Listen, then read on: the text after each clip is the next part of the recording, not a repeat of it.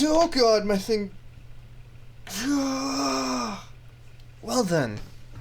Hello, and welcome to something interesting. Something that has never been done before in the history of ever. It is me, I think, being able to date a JonTron. Now, how, you might ask? Well, there's this game by a wonderful, I don't know if it's one person or a few people, called Asagao Academy, but they have created a world where you can date a bunch of normal bootsians, normal bootsians, and I think I should stop talking about it and let's just fucking get into it. I have not touched this game. I loaded it quickly just to make sure, just get everything situated and make sure it works, make sure everything's kosher and fine. So, completely blind. Not that I've had any real time to even play it before this anyway, because Jesus Christ, I just get straight out of work and we're going straight into this. Oh, look it, it's so cute. Oh yeah. Oh yeah. Oh, this sounds nice. Oh, I like this. Oh, I like this a lot. Oh shit. What the fuck? She's like whipped around. This is so fast paced. Alright, we want to do with the bird. It's the one we're going for. We're going for the JonTron. Okay. Oh, looks so cute. Oh, Gerard though. This stream brought to you by Giant Beer. Beer the size of your head.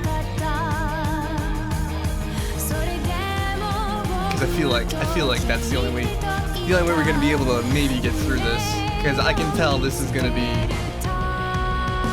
some kind of amazing. And by amazing, I mean amazing. And by amazing, oh my god. So, I don't really know too much about this game. I know that it was being created. I haven't looked up anything about it. I feel like it's gonna be super loud too. So what we're gonna do, maybe bring this down. Oh no, it should be okay. I have no idea what this game is. I know what it is, basically, but I don't know any of the story. I don't know how this person assembled this. I don't know what kind of narrative this is going to take. So this should be interesting for both you, for both me, Asagao Academy, and you know, the virtual JonTron that I'm eventually gonna fuck. If that's possible. Chapter 1. Lego. Do I have to click? I have to click. We're on a train! The train made its way along the gentle curves of the coast of Japan, whisking me further and is it farther or further? I feel like it's further. Further and further from home. Across from me sat a boy, face half buried in the newspaper. He was deeply entranced in whatever article he was reading and hadn't spoken a single word to me, even when I asked if I could join him in the last compartment with any available space. He shrugged, nodded, and adjusted his newspaper without ever making eye contact. It's almost an hour, in fact. It'd been almost an hour, in fact, and he hadn't looked at me. Damn. Playing fucking hard to get. Hard to do. Hold on, let me shut my door. Be right back.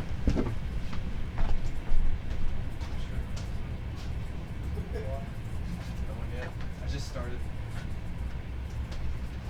It's about to get weird up in here. About to get weird. I'm back. Alright. Devoid of conversation, I took instead to counting the buttons on the pretentiously lush carmine seat cushions. 1, 2, 3, 21, 22, and so forth, over and over.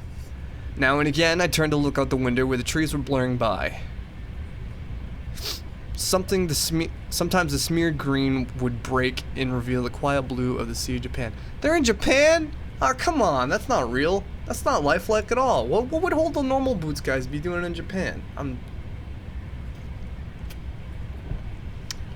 Eventually, this rapidity made my stomach churn, and I went back to counting the buttons on the seat cushions. 1, 2, 3. The train compartment shuddered around us. My eyes wandered to the boy in his jacket.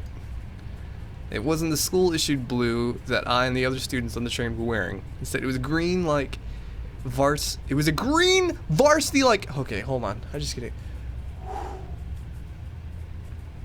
Instead, it was a green varsity-like jacket with an embroidered patch poorly sewn on the front.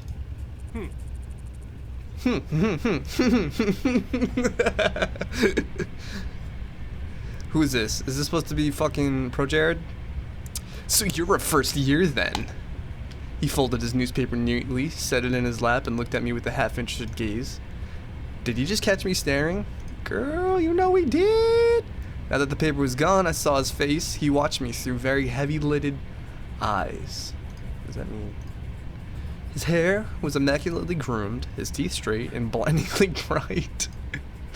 There was something about him, the way the light hit him, that made him look like he was almost sparkling. Is this Edward?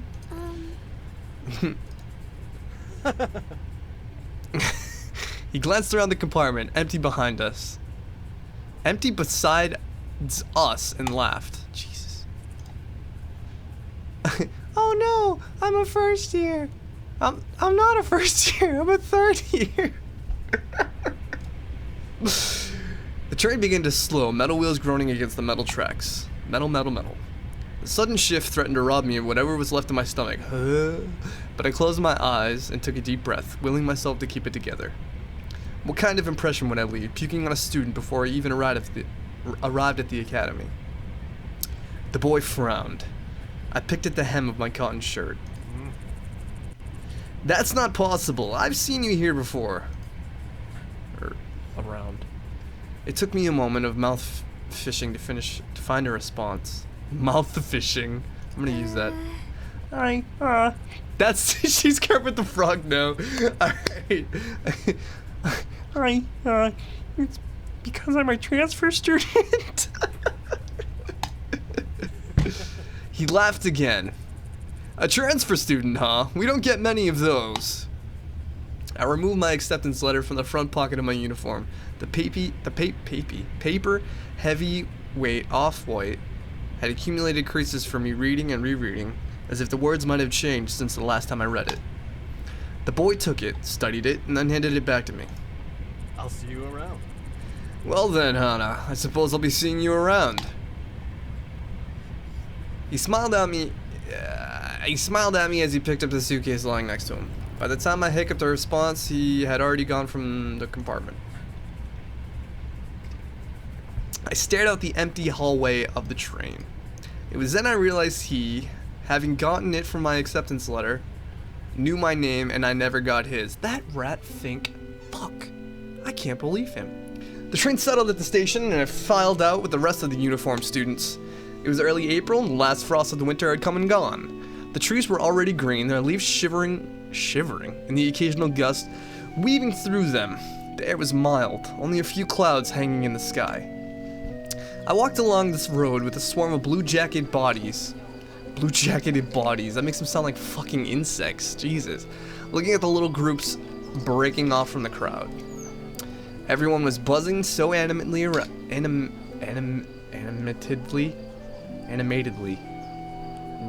Woof.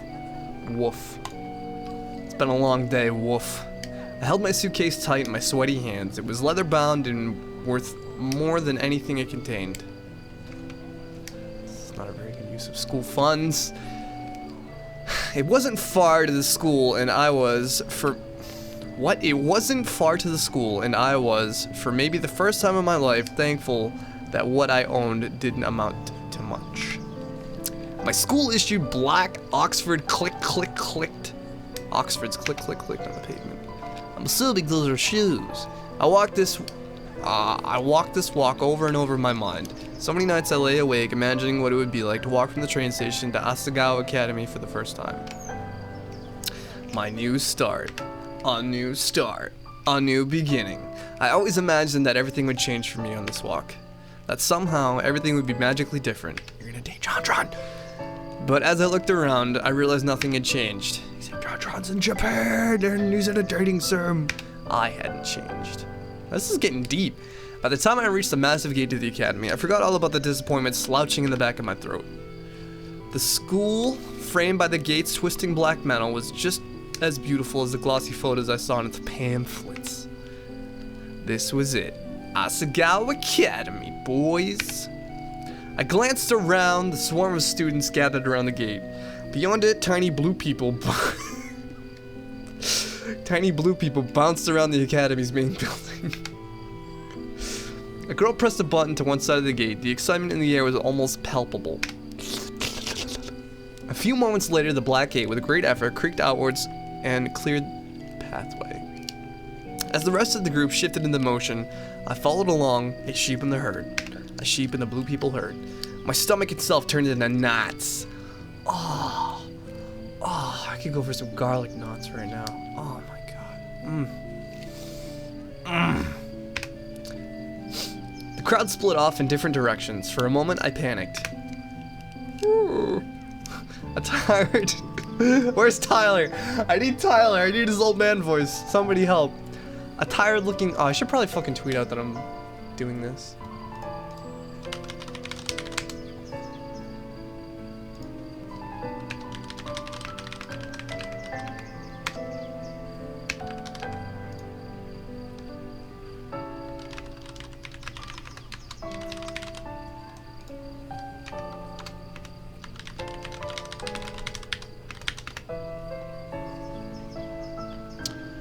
Womp, womp, womp, womp, womp.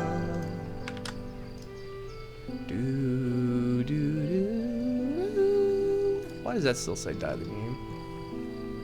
Why does that still say die the game? I will never know. You know, YouTube is sometimes a butt. Oh, Jesus Christ. Alright, back to the game. Shit. Hey, look at that girl! Hold on. Alright. I turned. A few feet away, a small group of boys were pointing at me and snickering. Pink hair, are you kidding me? How desperate can you get? God, this is gonna be fucking terrible remembering all the voices. Hot shame crawled down my neck. Jesus Christ. Dude. Don't pink shame me! I attached myself to a group of girls, following a few steps behind them. In the distance, cicadas hummed in time to my shoes crunching against the gravel. My hair. It wasn't my fault my hair looked like this. I'm just the main character. Luckily, I found myself at the girls' dormitory, a large sign in the lawn reading Primrose House. The building dwarfed me in size and sheer intimidation. Dwarfed you in sheer intimidation? Okay. How many students did Asagao have? Well, I can tell you what, we only need to worry about one. As I approached the building, a red-headed girl lingering nearby caught my attention. I looked away, then looked back, then looked away, then looked back. She was staring at me. Hi! She walked over. Okay. Oh, you must be my roommate! Well, I guess I don't have to do the voice for that one. I eyed her warily. She was smiling and bouncing in a way that suggested her view on life were akin to a perpetual bouncy castle. What? Bingo. Of course, you silly! Let me guess! Room 325? I thought back to the paper and received a month prior with all the list of the supplies that I needed for the year. And my dorm arrangements. Yeah, that's right. She laughed, but I couldn't figure out what was so funny. It was probably the fucking Kermit the Frog voice. I mean, I have to say, it was, yeah, she probably was she laughing at me? Yes, she probably was. When I found out my roommate was a transfer student, I knew you were going to be a total main character. Oh, there it is. I'm sorry. A what? Mm-hmm. When I saw you outside the gate. I knew it was you. I mean, look at that hair. I felt a lump forming in my throat. What was she talking about? She had to be making fun of me. I hadn't spent more than 5 minutes on campus and I was already being mocked. My hands began to tremble. If you were that concerned about it, you would probably just dye your hair. Is there something wrong with my hair, Miss Piggy? Her face slackened from its amused smile to a more worried expression. Then she began to laugh again. No, it's great. I'm sorry. Oh, whoop, she actually had fucking voice dialogue for that. My bad. Getting off on the wrong foot, aren't we? Oh gosh. Yeah. I'm Mai Sasaki. You must be Hana. Yeah, eat that shit. I bowed my head. Hello. It's nice to meet you, Mai. All your school's books are waiting for you in the classroom with your welcome letter, and I read the envelope. I hope you're not mad. That's her new voice. Here we go. I started walking towards the dorm's front doors. I followed behind like a lost puppy. Morph. Did you check the front desk already? No, I didn't. I didn't know I was supposed to. Good. You'll offer to have a staff member give you a tour of the campus, but I can show you around. We don't get many transfer students in year 3, you know. Oh, is that your only bag? Just the one? I'm glad I brought an extra bag for stuff to do. I started already. I hope you don't mind. But I did wait to string the lights. I thought we could do it together, you know? She spoke quickly, the words bubbling from her mouth. She left no time for me to answer until the end of her monologue. Yeah, okay, that sounds good. Eat that shit. She held the front door open for me and I hurried inside. Girls filed up and down the hallway, howling greetings and exchanging vague niceties that were, more often than not, how was your break? And look how tan you got! It seemed like everyone knew each other. Followed Mai, she led me through a maze of students and up 2 flights of stairs. Dose. Each dorm room looked the same as the last. Narrow white doors lining both sides of the pale pink walls. Thin gold numbers were tacked to the front of each, the numbers rising as we climbed. That's how numbers work. You're not missing anything with the campus tour, I promise. Mr. Saitomo does them every year, and he's like totally dull. Oh my god, I picked the perfect voice for this bitch. He just drags you around the entire campus and talks in that weird squeaky voice of his. I'll tell you everything you need to know. I smiled, trying to calm my nerves. Thanks. We headed down a hallway on the 3rd floor. Mai stopped in front of us, in front of a door number 325. I swear I can read. Here we are. Oh my god. Oh, what is that? Is that a man in it's a man in some underwear holding a teddy bear. A faint smell of potpourri wafted through the room.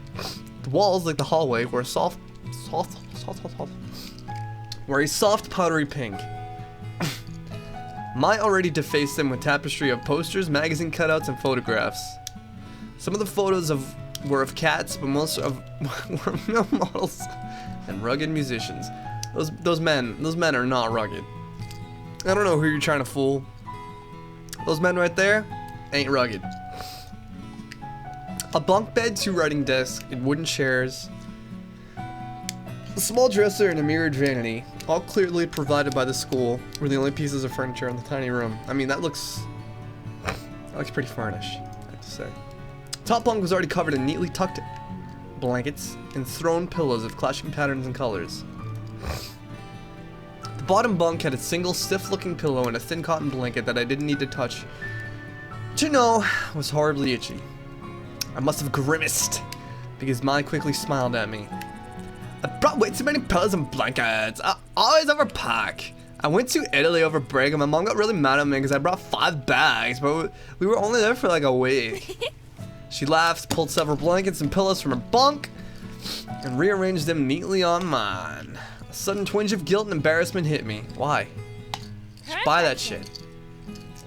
There, that's much better. Hey, thanks, Mai. I placed my suitcase on the bottom bunk and began to unpack its contents. Several changes of clothing, pens and pencils, empty notebooks, a few photographs of my father, a dilapidated stuffed rabbit, an old portable radio, and a small black box. Is that when she inevitably is flying in the air and then something goes wrong with her turbines and she has to make a fucking emergency landing, but that landing turns into another turbine breaking and then everything goes fucking haywire and she crashes herself into the ground and then only the black box is remaining to tell the story of what happened in the sky? Probably. I opened the curtains and the sunlight poured in. I imagine that's what the noise the sunlight makes. So, where are you from? Like, oh my god, fucking tell me right now. I wanna get fucked. I slid the now empty suitcase under the bottom bunk. About 2 hours north of here, it's a small town called... I'm gonna butcher this. Amariritsu? Amaririsu. You probably never heard of it. I set the stuffed rabbit, Mr. Bunny. Oh no, Mr. Buns. I'm gonna go with Mr. Buns. On the bed, beside a purple and teal throw pillow. Ah, did you go to a different boarding school, or...? You know, I went to public school down the street from my house. Public school? Oh my god, like fucking pleb. Just get on my level. Jesus Christ. What was that like? Were the students mean? Did you have a lot of friends? I always went to private schools. My parents work a lot and my dad goes overseas, so I think they stuck me here for convenience. Yeah, I would too. Oh, hey, what's that? I'd removed an ornately patterned origami crane from the black box and was setting it on the unclaimed writing desk. Oh, this? My mother made it for me a long time ago. I set it beside a stack of thick textbooks, which I assumed were provided for me. Aww. Oh, wow, it's so pretty. I've never seen paper like that before. Oh yeah, the lights! Let me get them! Thank you. I will try to enjoy this, and I hope you enjoy it too. Mr. Cheritomo? Wait. Holy shit. Is that... That's not right.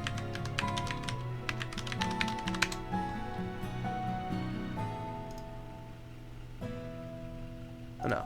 Okay. I will keep it up. Alright. Mai went to her own desk, opened the drawers, and pulled out a long, tangled string of fairy lights. I have fairy lights, I love them. I thought these would look nice. Here, let me string them up. She grabbed a container of push pins, then pulled her wooden desk chair out and over to one of the walls. I did the same with my own. Together, we pinned the lights around the perimeter of the room.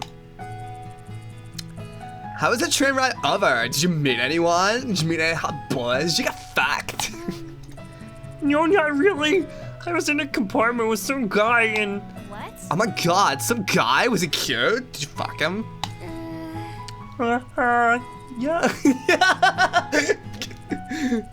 Yeah, I guess. I don't know. Why was you really paying attention to the fucking? I wasn't really paying attention. I didn't even get his name. Mai seemed disappointed for a moment, then perked back up. You'll have to point him out to me if you see him again. Okay. Once we finished stringing the lights, Mai climbed down from her chair and brushed her hands together triumphantly. Yeah. Wait, was that the person? It was! Oh my god.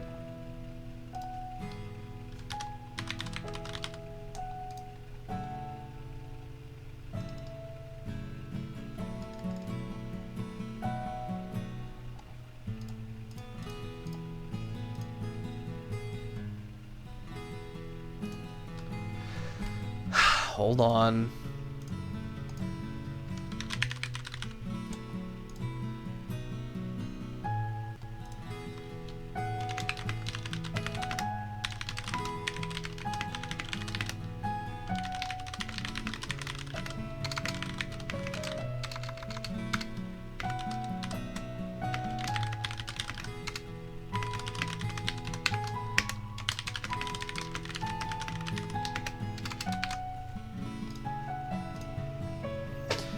I'm an idiot. Done! Okay, now it's time for lunch. The food here is pretty good. There's this ramen place down the street from campus that's like out of this world. But the school only lets us leave campus on weekends. My walk to the window. We could go out today because it's Sunday and it's pretty nice out, but I guess you might want to go to the caf. Since you just got here, we could. She was suddenly interrupted by her own enthusiastic laughter. Is this person insane? Oh my gosh, Mimi Santos totally tripped outside and fell on her face. I saw it. Okay. Oh, is that meant to laugh? Maybe I shouldn't have. Oh well. Anyways, let's go eat. I'm totally starved. She led me out of her room before I even had the chance to respond.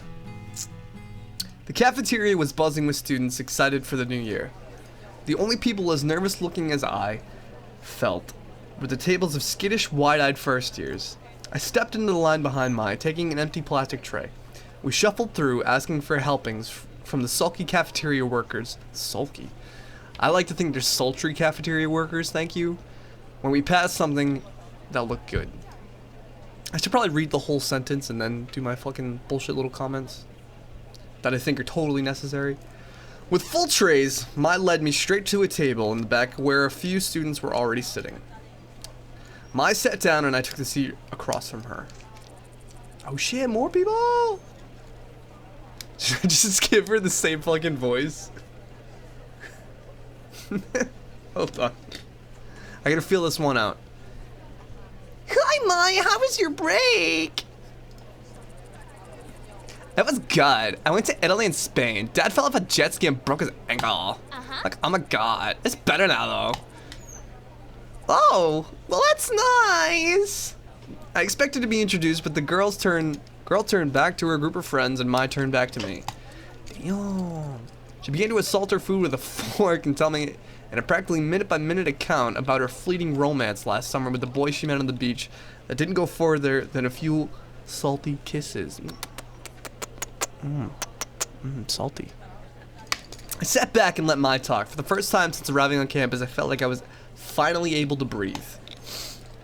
I picked up my Brussels sprouts, I love Brussels sprouts, and studied Mai as she spoke. The more she talked, the more I began to notice small details about her. Oh, damn. Well... She had a high songbird voice. That is not the voice I have given her. What? She was dynamic, her face twisting this way and that way into exaggerated expressions as she spoke. She laughed often. She intimidated people in wildly unflattering voices seemingly unrelated to her actual opinion of them. But most notably, she talked. I didn't find this particularly annoying, as it filled the silence and she hardly ever asked questions that required my full attention. That's fucking brutal. Just as Mai was rounding off a shockingly detailed account of the time she accidentally walked in on her friend's older brother in the act of changing, a flash of familiar green caught my eye. I glanced over. Hey, that's him! Huh? Huh? Who?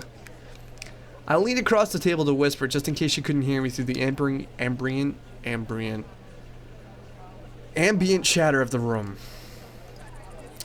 The boy from the train, that's him! What?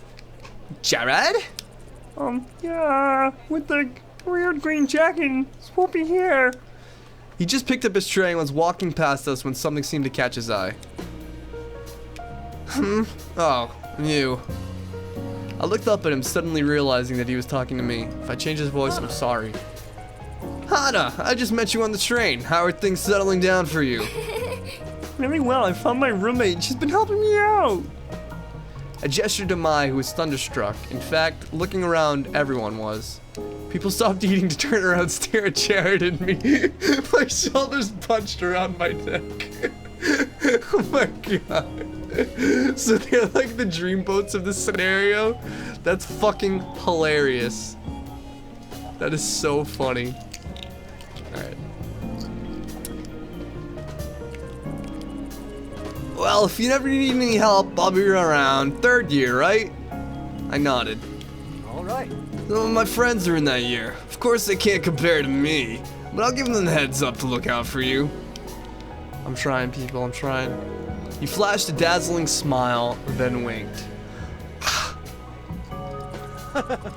the least I can do for such a cute girl. That's not how Pro Jared sounds at all, but fuck it.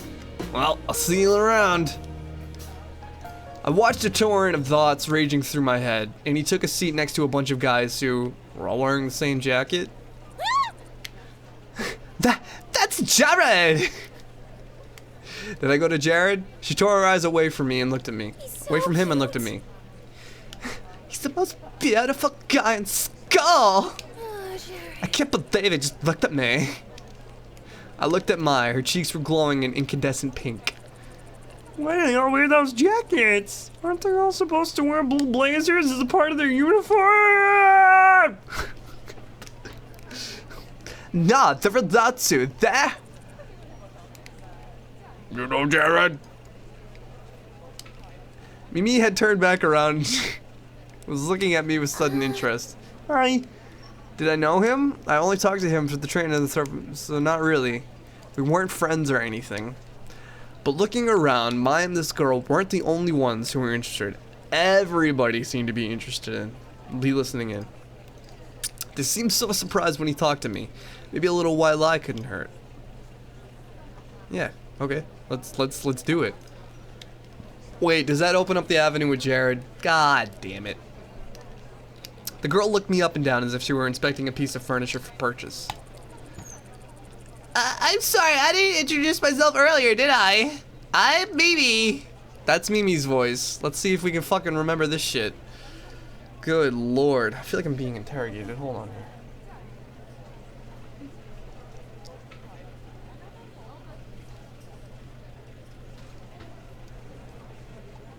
That's just how it's gonna be. It's just how we're gonna roll with it. Nice to meet you. So how did you meet Jared? Oh, this one's kind of got a little lilt too. Oh, come on, Mimi. Jared's not interested. Mai and Mimi stared at each other for a few seconds, having some kind of silent mental battle. Jesus Christ. That one looks fucking angry as shit. I don't know what this one's doing though. This one looks like a Shadman cartoon. And Mimi turned away and continued to eat. Fuck Mimi. Sorry. It was clear she was just trying to get in with you for her own agenda, so I cut her off. Get in with me? Why? Well, you asked me about those guys in their jackets, right? Those are the Normal Boots Club jackets. Oh, damn! Here, what? What's a normal boots club? Oh! But satch bag, though. Satchel. Also these three. Also these. Also this. Also this. Jesus Christ. It's a collab we have at school here. It's like totally exclusive and full of only the coolest students. They get together and play video games. Or something. And that's cool. The sweater hair is John, also known as JonTron. His beard is Jock. Can we date Jock? Can I please date Jock? Please! I want to date the Jock! Not a jock, but a Jock. Like, you know. Never mind. His bird's name is Jacques. John is also the president of the drama club here at school. Next to him is Pepe J. He and John found the Normal Boots Club together. Pepe J is one of the best soccer players on the team. Does he actually play soccer? Then there's Javard. People call him the completionist because he is obsessed with completing things. That is the biggest itty bitty collection I've ever seen. Next to him is Jared, also known as Pro Jared, the model. Then there's Satchbag, but everyone calls him Satch. He's like crazy smart. Those guys over there are Paul, Nick, and Josh. They read a column in the newspaper called Continue. Continue? Paul, the one standing up is the student council president. And the guy over there is Shane. He knows more about video games than anyone ever. She exhaled a dreamy sigh into her mashed potatoes. I'm the Batman.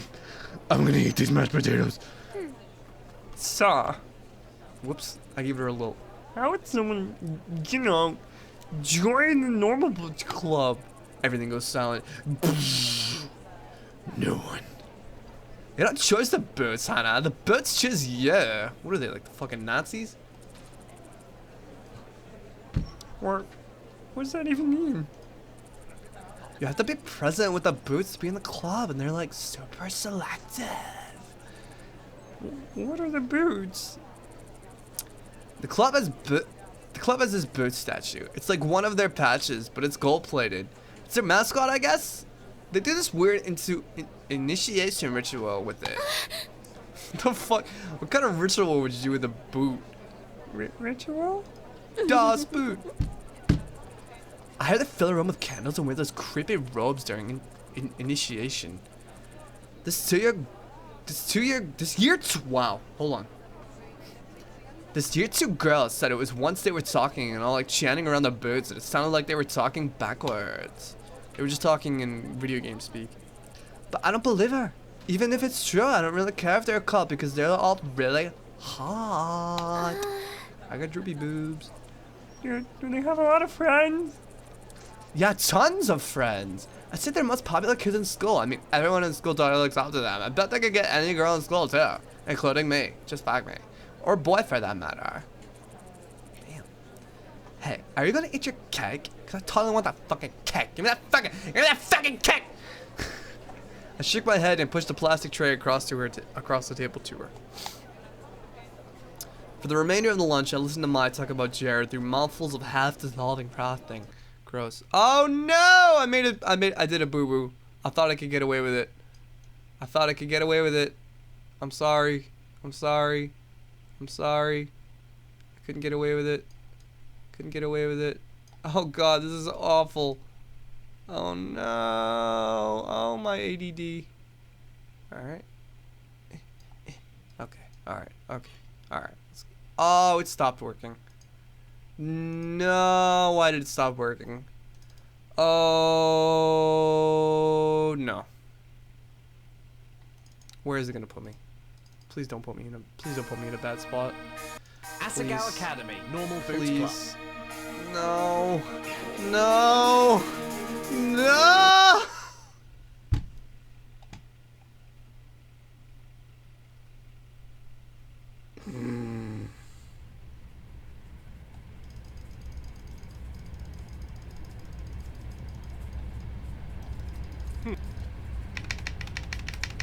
I can't believe this happened. Just trying to get back to where I was. Oh my Lantis. Oh no! I should have saved! This sucks. This is me going back to where I stopped and when it crashed because I didn't save the game. I'm almost there, going to do things, doing the This must really be terrible for anyone watching, but they're not, so it's fun. Oh no, okay. Here we go. What?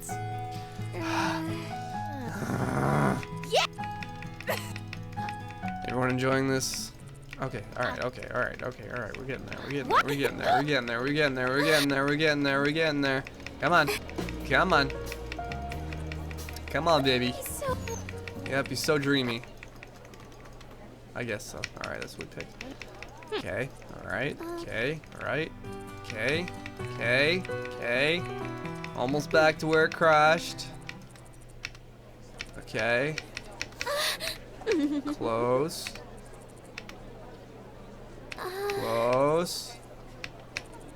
Closer. Alright.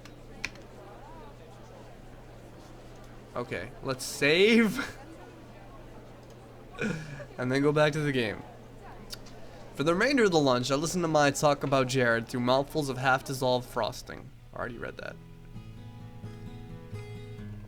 Okay. Back at the dorm, I sorted through the pile of textbooks the school left for me. My radio was playing a poppy tune, equal parts music to static. Good. It's good radio. I fervently scribbled in a notebook at her desk, hunched over it with a strikingly poor posture. hey. Hey, Mai. Mm-hmm. She didn't bother to look up. Am I supposed to have a textbook for History 309? She shuffled through the papers on her desk before producing a thick notebook. A demure man in powdered wig frowned at me on the cover. Was it Andrew Jackson? Yeah, this one. Yeah, this one. I sighed. I don't have that one. The school must have missed it. Ma shrugged and set the textbook back in her pile. They have a bunch at the library. You can just check one out, you stupid bitch. Where's the library? Ma rifled through her notebook and wrote something down. She tore the page and handed me a crudely drawn map. Oh. Okay, well, I'll be back in a little bit. It took me at least 20 minutes to find the library. By the time I realized I was holding the map upside down, the sun was setting, because I'm a fucking Bakagaijin. The library was much larger than I expected. The walls lined from floor to ceiling with books of all sizes on rough wooden shelves. Intimidated, I headed for the front desk. Who's gonna be at the front desk? Let's find out. I recognized the green and gray jacket was bent behind the corner. No. Normal boots. Those goddamn boots. How dare they? I briefly considered running away. Appropriate. Hey. It's Satch! Can I help you? Too late. Yeah. The school forgot to give me one of my textbooks. I was told I could get it here. Which one is it? The History 309 textbook. He stepped from behind the counter, and motioned me to follow. We dodged between the aisles in an uncomfortable silence. A comfortable silence. Okay. He seemed friendly enough. I should say something. What was his name again? Shane? Gerard? John? No, not John. That's definitely not John. Come on, girl. Huh? Huh? Oh, you work here? Of course he would work here. He chuckled, dimples appearing on his cheeks. God damn it, why are you gonna do this to me, game? Yeah, I'm the librarian's assistant. It's my second year and I love it. I get to help people find books that speak to them. His eyes twinkled like a kid on Christmas. Your book's right down here. I'm gonna give him like a Barry Manilow, I think. He stopped at a row of thick, dusty books. Was this all history? And pulled out the book with the powdered wig man I saw earlier. Thanks. He waved his hand. It was nothing. Do you need help with anything else? She did it for me. She did the I wanted to make a good impression on the Normal Boots Club, but I couldn't come up with anything. No. Thanks. Copacetic. You're welcome. Is that actually him? I feel like that's actually him. As we headed back through the cavernous library, my unease melted away. We weren't talking, but just being near him felt like being wrapped in a soft blanket. I feel like that's accurate. I feel like that is absolutely accurate to this man. Satchbag Jones. I resisted the urge to snuggle up to him. Damn, this girl's thirsty AF! We neared the front desk, stepping around a clump of studying students. As we passed, one of them shifted. Something white flew past my face. Was Chuck? It's not Chuck. A thick piece of triangle paper lay at my feet. I bent over and picked it up. It was surprisingly heavy. There was a quarter inside of it. If it was just a hair slower, it would have hit me in the face. The students snickered, and I recognized the boys that made fun of my hair this morning among them. Fucking dickheads. Absolute dickheads. My heart dropped. I scanned my memory for anything I might have done to offend them, but came up with nothing. My hand started to shake. I hid it behind my back. I was gonna say neck for some reason.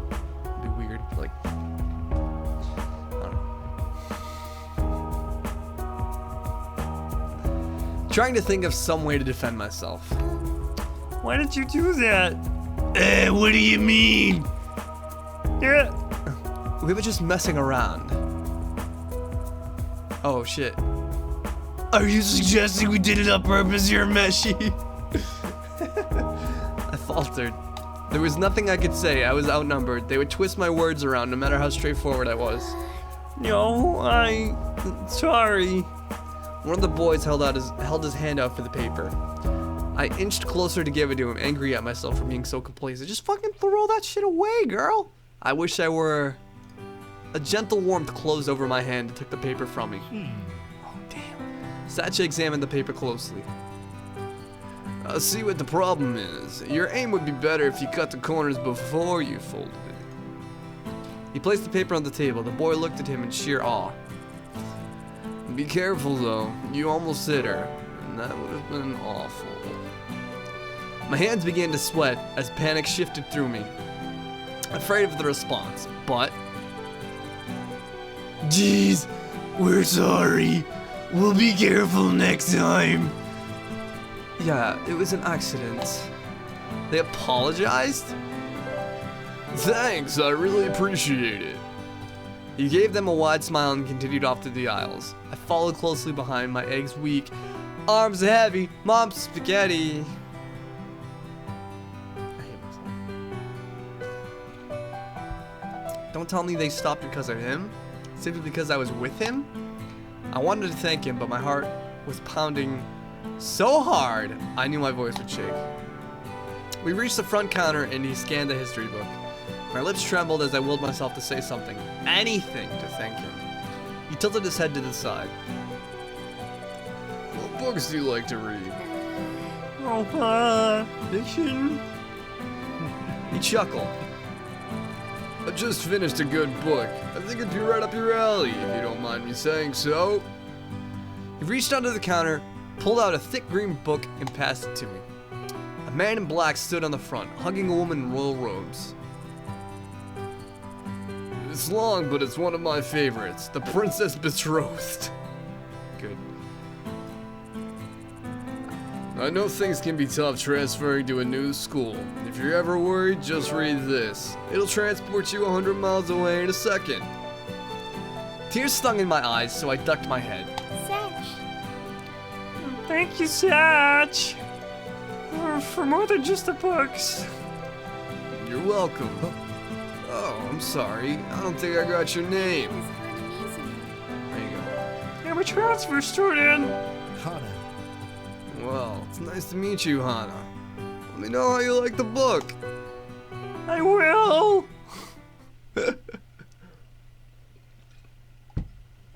That couldn't have gone better. I agree. Not only was Satch impossibly kind, but being around him felt easy, refreshing. Like being doused in the mist of a waterfall. Oh gosh, what was I thinking? My cheeks hot. I left the library. Two surprisingly heavy books under one arm. Oh my god, I have to tell you this. I have to tell you what happened in the library. I settled into bed, eager to start with my new reading material, but Mai was sitting at her desk, carving a pencil idly into the pages of a notebook. Every few minutes, she released a long, drawn-out sigh as the lead of the pencil whined against her paper. I lowered my book and took the bait. Oh no! Go back! Go back! Go back! Oh shit. Wait, what? Oh. Whoops. Is something wrong, Mai? Damn, look at these boobies! She let out another dreary sigh. I hope Jared notices me this year. Jared Senpai fucking noticed me. Oh my god. Does Jared know you like him? Miss Piggy? My world around in feigned shock. What? I don't like Jared. Oh. I closed my book and set it aside, deciding to play along. Well, Well, have you at least tried talking to him? No, I mean, I have before. Why don't you try again? She bobbed her head from side to side, considering this like it never crossed her mind before. Yeah, maybe I could do that. Maybe. Just fucking maybe. Satisfied, I picked my book back up. Have you ever had a boyfriend, Hannah? what? Huh? Me? No, never. Just Miss Piggy. Really? Really? Never? Never. bet you 10,000 yen that you totally meet a cute boy here and fall in love by the end of the school year. You're crazy! I buried my face in the back of the book, barring Mai from any further discussion. Fall in love by the end of the year? Me? If I were a betting kind of girl, I'd take that bet. But I got $100 to blow on fucking bets. It's $100, right? 10? Yeah. Sure. I woke the next morning to what felt like a lizard in my throat. Is that a phrase? Mai was already up, shuffling through her bag with an enigmatic grin. The first day of school. Hannah, you're finally out big. Like fucking wow. Just fucking wake up, bitch. Her voice sliced through the air like a knife, and I winced.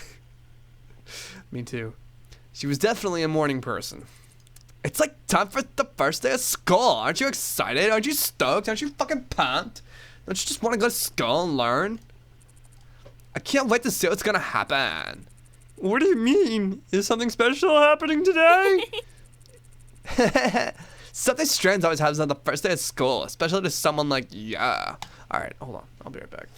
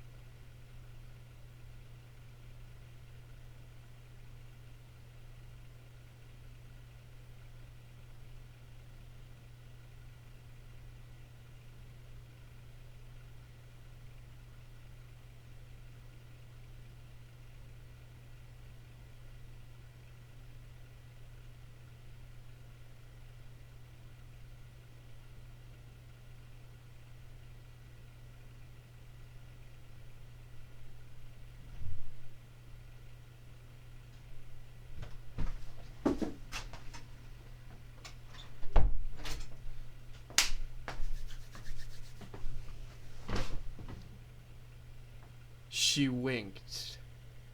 Sorry. I had to go take a pee break. I had to get up, stretch the muscles, stretch the muscles, stretch the bladder muscle. Because, you know, I've already finished this fucking whole pint of beer. That's a pint? I thought a pint was more than that. Suppose I'm wrong, as usual. Alright, so this bitch winked.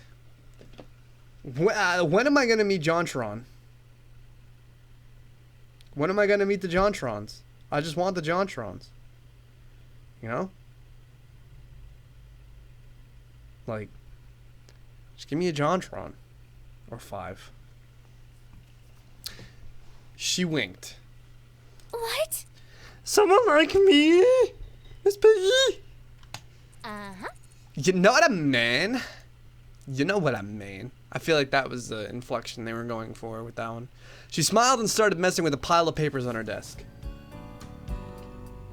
Shaking my head, I got out of bed and pulled my uniform out of my closet. My palms sweat as I held the gold vest and blue jacket. Was it really possible for things to be different here than the way they were at home? What if the problem wasn't actually the school? What if it was the normal boots faggots? Hey. I shook the thoughts from my head and changed into my uniform. Oh, was she saying like it was her? It was her that was the problem? It was her that was the issue? Maybe. Maybe. Hopefully not. Ah! What is it? You look so cute! Really? Heat creeped up my neck. Oh my god, can we get with the girl too? Damn! Hold on, let me adjust this. So now I'm sitting up. I don't want to adjust it like that. Heat creeped up my neck. Crept up my neck. Past tense. Not current tense for some reason. Heat crept up my neck. Yeah. Yes, completely. Your hair matches your uniform so well. You look like a flower blowing straight out of the fucking ground, girl. Thank you. Water stung the back of my eyes and I turned to start packing my backpack. You wanna cry over that? Why was I getting worked up over something as insignificant as this? I must have gotten a lot less sleep than I thought. Is something wrong? Nothing's wrong. I'm just happy. How dumb was that? I started crying at the first sign of someone being nice to me. I took a deep breath to steady my nerves. What an oddly menacing laugh. Thud. All the air left my lungs as something like a horse hoof slammed against my back. Jesus Christ. You'll do just fine. Don't worry. This is gonna be awesome. I stiffly peered over my shoulder. Damn. That was you? What? Huh? Mai stood behind me, her hand raised. Somehow she had the strength of a bodybuilder. Nothing. I was just about to zip my pants up when I spotted the bag.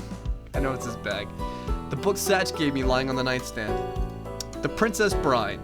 He said that if I ever needed to be transported somewhere far away, I could take it with me.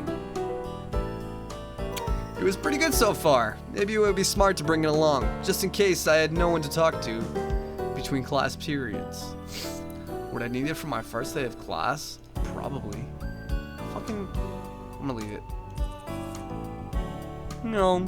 Today would be a great day. I couldn't give up before I even started.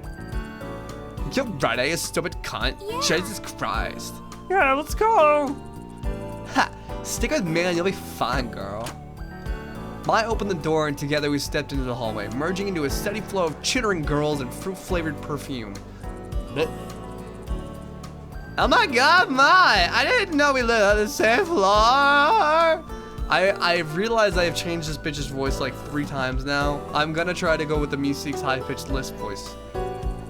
No way, really? That's so awesome! Maybe we catch up. Whatever happened between you and...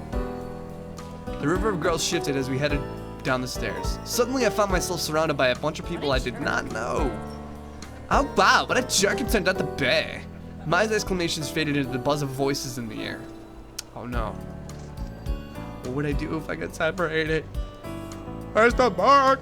Anxiously I searched the crowd of girls for Mai, but I couldn't find her. Everyone was dressed in the same Asagao uniform.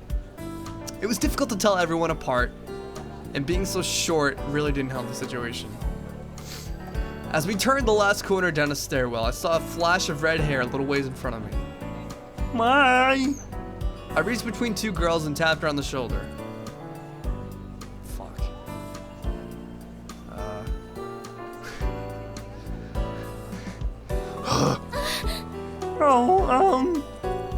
Who are you? The girl's eyes flashed, almost like a jolt of electricity shot through them. I'm sorry. I thought you were someone else. She said nothing and turned away. Before I knew it, I stood outside the Primrose House, watching the flow of girls disperse across the campus. Mai was nowhere to be seen. I couldn't even hear her chirpy voice. Oh man. I took a deep breath, biting my lip, like Jacques. There wasn't a big deal. I could go to class alone. But I didn't even know where the building was! I reached into my backpack and dragged out my class schedule. Homeroom. 206 Poppy Hall?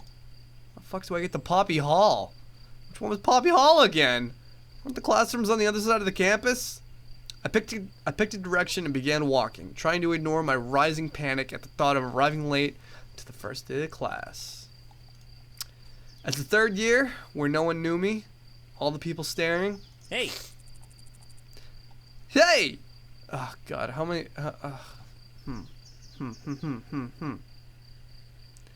Hey! You okay? You look a little lost! Someone called out to me and I turned around, almost jumping for joy. Fuck, it's John! when I froze a normal boots jacket. He was part of the normal boots club. I could practically feel my tongue swelling in my mouth. If this was a normal boots club member, I had to make a good impression. He was one of the founders, right? Then he must be JonTron. Yes. I don't know where Poppy Hall is. I gotta give JonTron like a good voice. That's actually him. You know a freshman? No problem. My class is in Poppy Hall. I'll walk you there. Really? Really? That would be great. Thank you. Was this really happening? He began to walk around a large brick building in an enthusiastic manner, pumping his arms up and down like he was some kind of show tune. I fell into step beside him. I didn't notice when Mai pointed him out to me yesterday, but JonTron had big brown eyes and a warm-looking face, and that is why we're going to conquer the JonTron. He was basically a human puppy. Yeah, pretty much.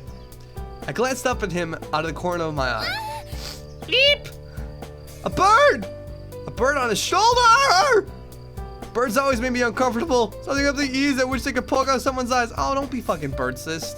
Look at the bird's got a little jacket. Fucking shock. Is something wrong? Why did you stop? I'm gonna give him like a really chivalrous voice. No, nothing's wrong. He followed my gaze to the bird's shoulder. Hey. The bird on his shoulder. Oh, this is Jacques. Isn't he cute? Nice to meet you. It's Vogue. Yeah. He put his hand on his shoulder. Jacques jumped into his palm. Jacques is a robot bird, see? Hello. Jacques' eyes gleamed a dangerous red when he spoke, but nothing else suggested he wasn't a normal bird. Because he's a robot. He's a robot bird. In fact, if I had known better, I would have said the red in his eyes was painted on. That's amazing. Jacques twisted his head to the side, examining me in return. The more he looked at me, the less afraid I was. What are you looking at? What? What? Nothing, I'm sorry. Oh yeah, Jack can be a little sassy. I'm gonna make John gay. Who are you calling sassy? I am not the sassy one. I do not forget to feed you. Jacques, that was one time. I was alone and starving in the frozen tundra of this empty world. Lopsis, afraid. Ignore him. I've been bringing him with me to the drama club, and he's taking a little too well of it to it. I see how this is. Shut me out like I have nothing to add to the conversation. Jacques retook his place on John's shoulder, this time facing away from us as if miffed. We resumed our walk towards Poppy Hall. I'm JonTron, by the way. Call me JonTron. Tron 2.0. Haha, nice to meet you. Anna? Now that's a cute name. Well, thank you. So how long have you had Jacques? Since middle school, we've been together for 4 years now. Ain't that right? I am not listening. Yeah, well, I love him to death. I don't know what I'd do without him. It seemed like life would be a lot easier without him, but who was I to say? Jesus Christ. Vicious. We arrived at the brick building. A white sign surrounded by poppies declared it to be, unsurprisingly, Poppy Hall. Which room are you in? Room 206. Really? Seriously? Yes. That's my home room. We're in the same class. John laughed and clasped me on the shoulder. Wonderful. I guess I'll be seeing more of you then, right? Yeah. Right. Together we entered Poppy Hall. You know, I can really identify with this main character. She's got the pink hair, like me. She's a girl, like me. She's small, like me. Has glasses, like me. She's just like me. Poppy Hall was lined with fluorescent lights and Asagao blue lockers. I keep wanting to pronounce that Asagao. And then, what's that cheese? Fuck. Asag. What the fuck is that cheese?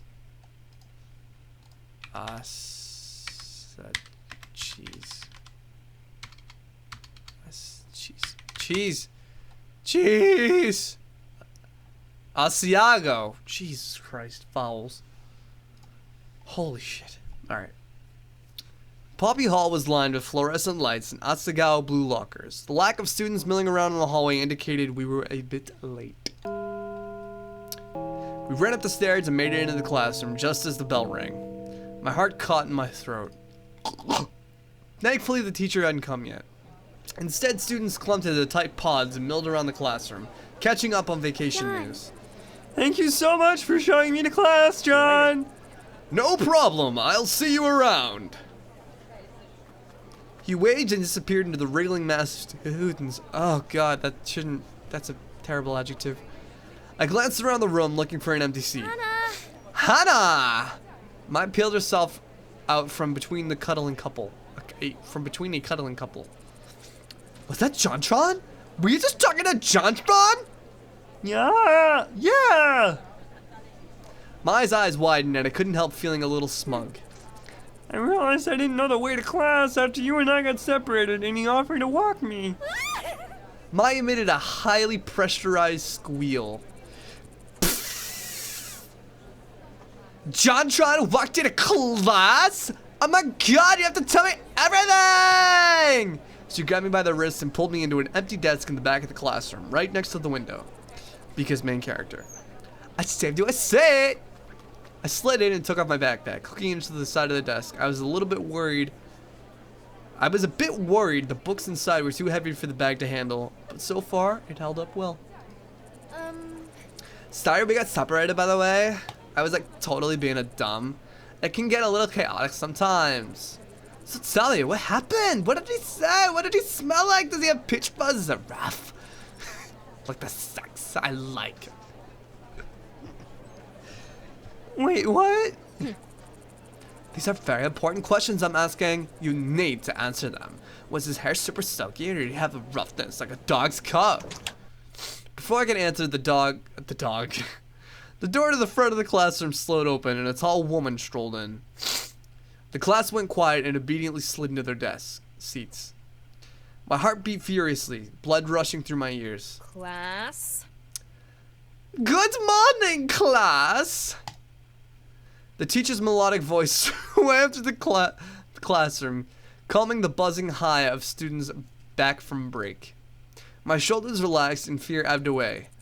I am your teacher, Hold on. Shizuka Wakahiza.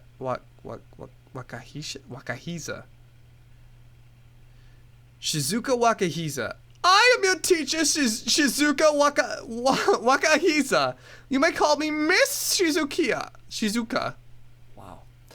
Fucking butchering this shit. The emphasis she placed on the words led me to believe calling her Mrs. was a mistake she wouldn't take lightly. Some of you might notice that we have a new student in this semester. A hail of murmurs passed through the class. Some people glanced at me. Glared at me? Nope. There was the fear again. Right there. It was just like... Came out through the JonTron hole. Would you like to come up to the class and introduce yourself? I'm gonna give this girl Pop's voice. Would you like to come up and introduce yourself? Can't do Pops. Pops is too hard. I nodded, stood, and slowly walked to the front of the room, counting my steps to make sure I wouldn't fall. I faced the class, took a deep breath to introduce myself, and noticed a familiar face in the crowd. Oh, shit. Oh, they all blinked simultaneously! That was creepy. There was John sitting with two other boys wearing Normal Boots Club jackets. I love how the fucking faculty lets them get away with this shit. One of the boys, the tallest one, was staring at me, the barest of frowns on his face. Something about him seemed really familiar. Wait. It's PPG, wasn't he? The other founder of the Normal Boots Club? Suddenly all the strength left my knees. Jesus. What should I do? Why was he frowning? Was it possible that I had already made a bad impression on him? He had to be kidding me. If he didn't like me, what does that mean about everyone else? Wouldn't they follow his lead? I swallowed. The faces of the class began to congeal, forming one giant blob. Gross. You moved from Amaririsu.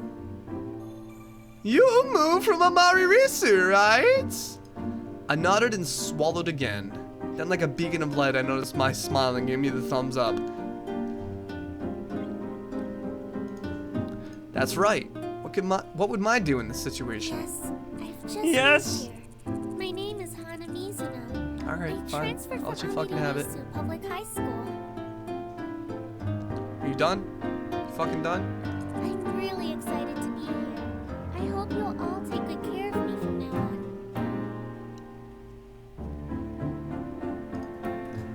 I bowed my head to the class and they clapped politely. When I looked up, PPG wasn't frowning, but he still seemed oddly confused. Go back to Texas, PPG! Go! Shoot, got it! Maybe he always looked like that. Thank you! You may be seated! I returned to my seat, heaving a small heaving a small sigh. The hardest part of the day was now over. Shizuka began to talk about standard procedure for this semester, the rules for the classes, when homework was due, and that sort of thing. It was very similar to my old school, and I spaced out in spite of myself. A brief flicker of movement caught my eye. PPG again. PPG, I'm picking your nose. I'm touching your goatee thing.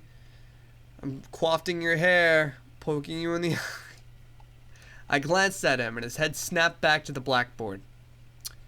What was his problem? Fucking asshole. Fucking PPG being a dick. Class continued on like that until finally the bell rang and it was time for lunch.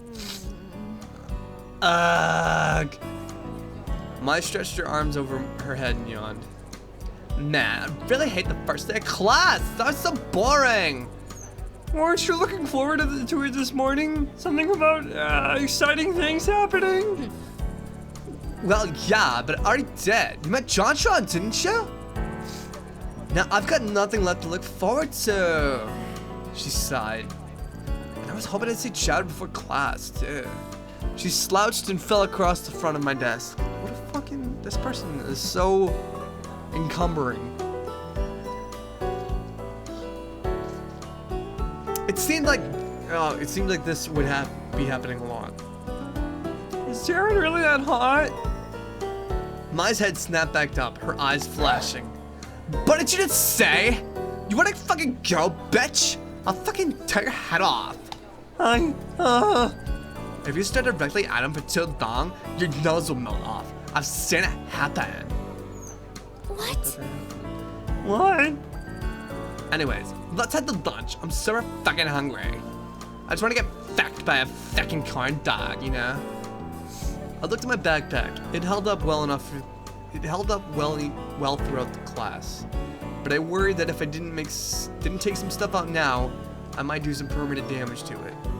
Alright, because her bag is like super fucking sweet. I couldn't exactly afford a new backpack. I need to put something in my locker first. But if we do that now, the bonus lets me see buns. Oh, That's okay. I'll just go ahead. Come find me, okay? all right. I was so lucky to have someone like her as my roommate. It's true. Quick as I could, I went to my locker. I'm gonna fucking preemptively do this shit. Oh fuck, whatever. Oh, there's autosaves. Great. Wish I'd known that. Quick as I could, I went to my locker and emptied out some of the textbooks I didn't need. I smiled to myself. My introduction went well. Good thing Mai was there to give me that little boost of confidence, especially with PPG staring at me like that. Fucking peanut butter game. Just kidding. I love you, PPG. I love you, Austin!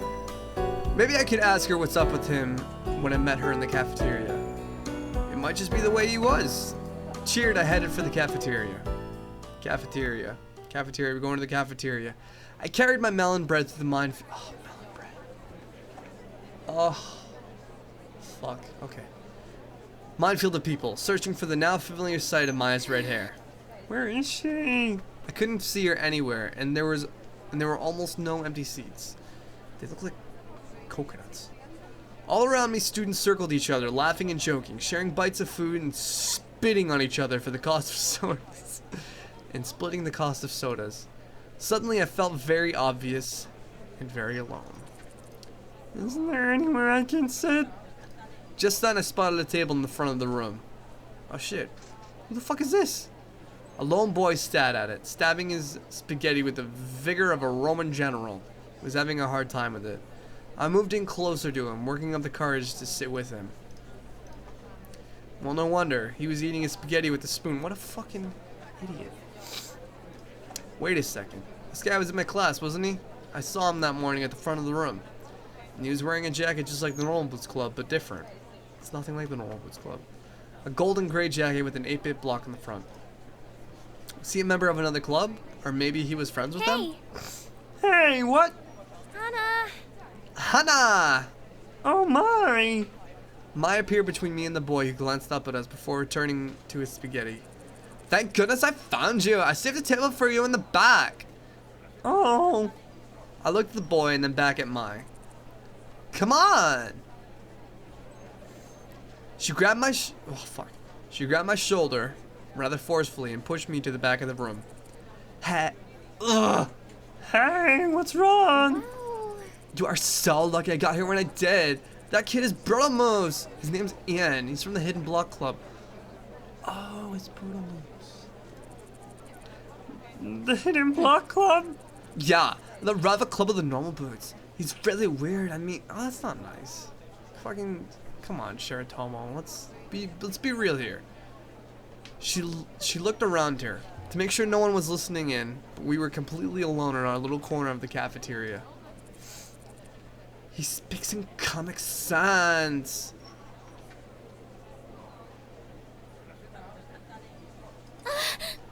Whoa! Yeah, it'd be better if you stayed away from him, especially since you've already gotten to know some of the Normal Boots guys. What are you talking about? I only met John today. Haha. Yeah, right. I saw the way PPG was staring at you. He totally likes you. Really? Is that what you thought it was? Either Maya was blind or she had a serious case of wishful thinking. Oh, totally. It was just so cute. Just like my favorite manga. You meet in high school, fall in love, and then go off and fight aliens together. That sounds like my kind of manga. I don't think it's gonna happen, you stupid bitch. Have some faith in yourself. That's totally what's gonna happen. Oh yeah, canned cheese. So now that you're in good with PPG, can you introduce me to Jared? Can I go to Jared? You went to Jared. Oh, is that what she was getting at? A hot flash of doubt seized me. Was it possible that Maya only liked me because she thought I knew the Normal Boots guys? That couldn't be the case though. She was so nice. And has a fucking sweet ascot. Still looking at her shining and eager face, I couldn't talk myself out of the idea. I actually thought PPG didn't like me. What? But why would you think that? Well, He was glaring at me. Man, you just don't understand. It's a love triangle. A love triangle. Wait, a triangle now? I can see it. Stars practically erupted from her eyes. Of threesomes. Everywhere. Sounds like the Goron music. PPG, I can't.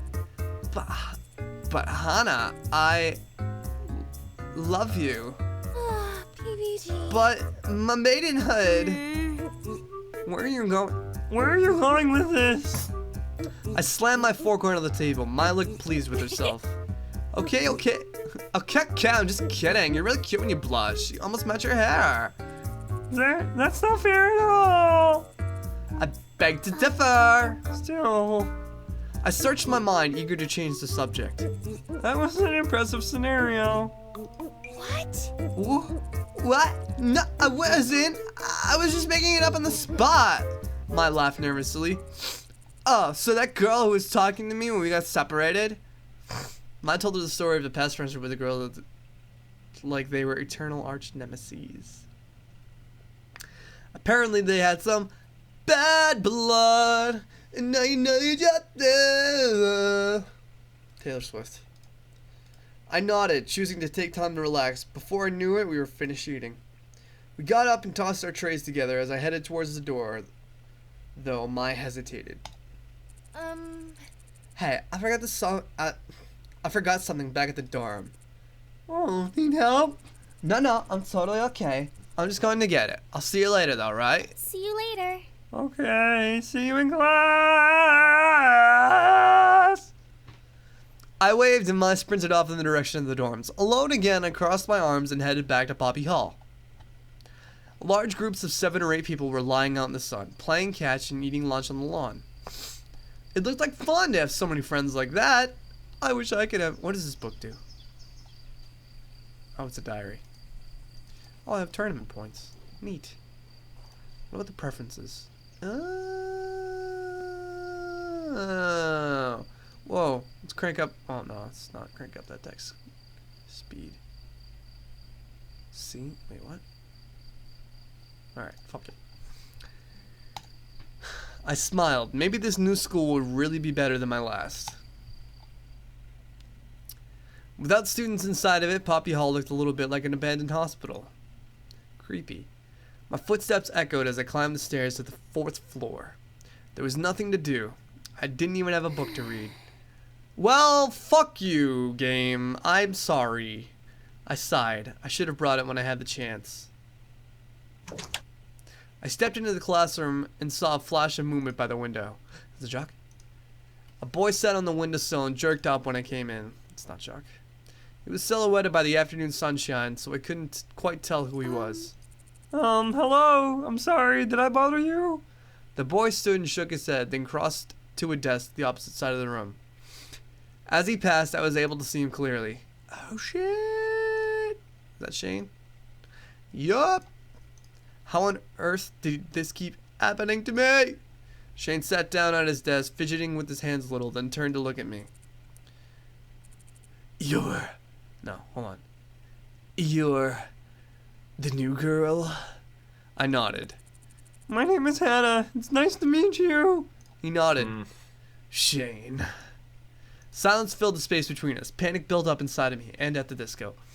This was my chance to get in with the Normal Boots Club, and I was blowing it! I sat down at my desk, fiddling with my hands. There was nothing for it. I had to try to make conversation. You, Shane looked at me, unsmiling. You're part of the Normal Boots Club? Yes, I am. Why? He spoke as if it were a challenge, almost glaring at me. I just saw your jackets, so... I trailed off. The jackets are really cool! Yes. Yes, they are. Silence again. He seemed skeptical, as if he expected me to crawl out of my skin and reveal me to be a large amphibious reptile. That's fucking weird. Wade? I think you might... Yeah, let's get us a JonTron. I had to do something. Who knew when another chance like this would ever come again? But Shane didn't seem friendly. In fact, he seemed downright suspicious. In fact, he seemed downright auspicious. Surely he wasn't onto me already. Maybe it was better not to risk it? Fucking just give him space. Fuck him. We're getting JonTron. I chewed my lip and stared at my desk, trying not to think of what a loser I looked like. Ah, God. Sorry. I just got like this super craving for Cinnamon Toast Crunch. Shane's stare still stung me, hot on the side of my face. It's kind of fucking okay. He wasn't looking away. Finally, I turned to him, hoping to break the silence. The classroom door swept open and a small group of girls entered the classroom. Shane looked away. Bye-bye, Shane. The atmosphere was broken. I heaved a sigh of relief. What was up with these normal boots guys anyway? John was really nice when I spoke to him, but PPG and Shane seemed to hate me. They were anything but normal. That's because JonTron is best fucking waifu. Come on. I waited for Mai to come to class, wanting desperately to tell her what happened. But when the bell rang and Miss Shizuka started teaching, Mai still hadn't come. Oh shit. Oh shit. Oh shit. Class came and went. The bell rang and I was alone. Hold on. Wait, you're on the fucking Ridiculoud account, bud. No! Oh shit. Oh, it went through? Oh, alright. Class came and went, the bell rang, and I was alone. PPG stared at me from the entirety of the class period, his face growing more and more menacingly by the minute. How his face wasn't stuck in a perma-frown, I would never know. I would never know. Give me a sec. I'm doing a thing.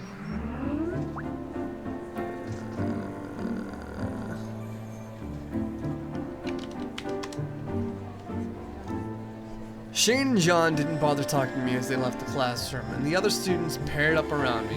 What? Fuck, what voice did I give this bitch? I forget. I fucking forget. So hard I forget. Hold on, alright. Hey Mimi, would you like to engage in a casual disclosure this evening? Is that one? Oh yeah, of course. But why are you talking to me like that? Oh, I'm sorry. I should use my normal voice. I gathered up my things and headed to the dorm. With a sigh, I unlocked the dorm from my dorm room. To my dorm room. Oh, it looks different now. As soon as I opened the door, I heard... Ha! Okay, that's perfect. What? What? Mai and I lay in a heap on the floor. Fucking damn! I'm so glad you're back! She wrapped her arms around my head and nuzzled me. Bwah, bwah, bwah, bwah. I've been feeling it around, baby. I've been trying for so long. Oh, what are you doing? Come, look! She got me off and helped me to my feet.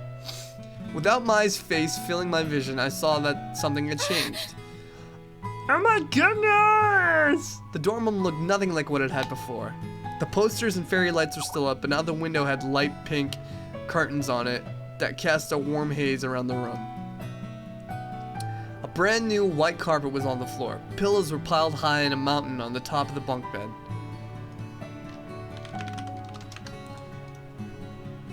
Even our chairs have been replaced with the new cushy leather ones. Hold on, I'm gonna fucking... Give me a sec, give me a sec, give me a sec, give me a sec. There we go. Even our chairs have been replaced with new cushy leather ones. What happened here? Sorry, I didn't tell you, but I wanted to surprise you. I bought all the shit. I thought this would come in yesterday, but it was delayed by a day. Daddy gave me this credit card and I decided to go on a fucking spending spree. I wanted to set it up to be a big surprise. It's still not done yet though. She gestured to some small potted plants arranged in neat rows on her desk. Wanna help? Do I have her? We finished setting the room up, switching a few objects here and there in order to better facilitate the feng shui, which Mai told me was excruciatingly important. She especially wanted to make sure our room was filled with reds and pinks and coupled items, though for what purpose? I wasn't sure. We collapsed with heavy sighs on the floor and heaved great big yawns. I swear, I am an Englishman. I'm not an Englishman, but I speak the English. It's not even the end of day yet, and wait. It's not even the end of day yet, and I'm so tired. Mate-sir. Wait! She shot up suddenly with a jolt. We should get some ice cream! That's a great fucking idea. Really? Ice cream. Ice cream? Really? Yeah. Yeah, something to celebrate being roommates. The ice cream here on campus is genuinely good, I promise. And it tastes really good with some cheese whiz on it.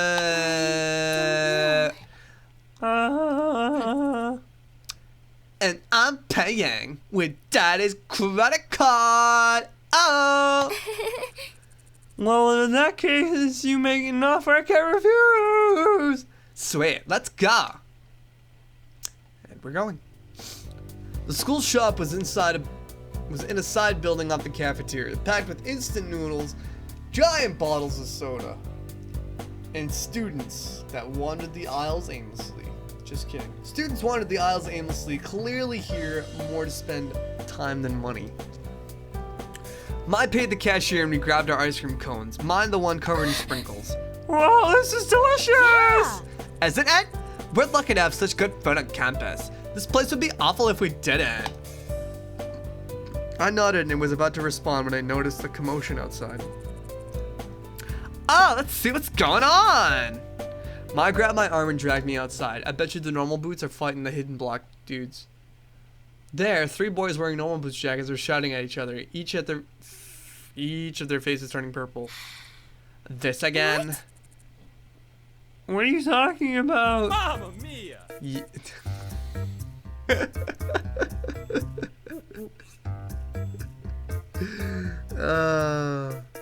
Here we go. I am clearly the one who possesses the proper masculine form. Yeah, right, I'm taller than you and more attractive to boot. Rump. Come on, guys, you can't see that. Can you not see that I'm the muscles? Nick pulled back the sleeve on his jacket and flexed his arm. These guys are always going about weird stuff like this. They're very energetic. There's a continue, guys. There's a continue, men's. Alright, fine, wait. Hello? My love. Hello? Hello. Everybody! And by It's everybody, I mean nobody! It's Wade! It's me. Well, now what do I do? Do I just continue doing the fucking voices? Yeah, dude. Well, I won't be caught up with you. You're still times ahead of me. Alright, do you want me to share my screen with you? Yeah, then I can do some voices too. Oh, alright. Okay, let's do that. Oh, shit. This just got really interesting. Alright. I know. I came in while I've been in for a while, but fucking I don't know. Fucking continue show made me laugh. Is that working for you? Let's see. Is it This on guy- these guys that are always going about weird stuff like this? Yeah. Okay. Alright. So click and progress just so I can see it if there's tons of lags. No, it's pretty good. Yeah, we can do this. Okay. Alright, who do you want to be? Should you be Nick? Well, you should be the main character and I'll be your friend. Logically. Oh, alright. Okay. Yeah. Alright. What voice did you give Josh? Oh, yeah? Josh got into the downward facing dog yoga pose and grinned. Excuse me? What? Look at this butt. Just look at this. I'm looking at it. What I don't understand is why they don't just ask Jared. Dude, why didn't they go to Jared? Dude. Oh, yeah? Paul kneeled down low on the ground, then took off at a sprint, heading straight for us. Yeah! Check this out! Check this shit out. He sprang into the air in a graceful ballerina's leap, spinning through the sky. And hold on, I gotta change this. They might not be able to hear anything over you. That's fair. This sounds like the fucking Gerudo music. A little bit. I mean, not Gerudo, the Goron music. because it has the whoo whoo. Yeah, it's gonna. Know what I mean? Ding, ding, ding. You know what I mean. Alright, that should be good. He sprang into the air in a graceful ballerina's leap, spinning through the sky, and finally came straight for me, question mark, exclamation point? He's coming right for me. While I opened my eyes, I sprawled flat on the ground, covered in Dude. covered in Paul. Yeah. Something cold and wet oozed into the top of my blouse. What the fuck? Dude, so the creator was in here. Oh, really? Yeah, at one point, Sheritomo. That's badass. She came in and stopped to say hi. I was like, Sheritomo, hi. It just treated her like a fucking visitor. I messaged her on Twitter, was like, I'm sorry, I'm such a dumb. She was like, it's fine, have fun streaming. I was like, I will. All right, moving on. There you go. Fucking shout out, motherfucker. All right. Wait. Skype. Sorry, man. Fucking Skype's not opening the thing all the way.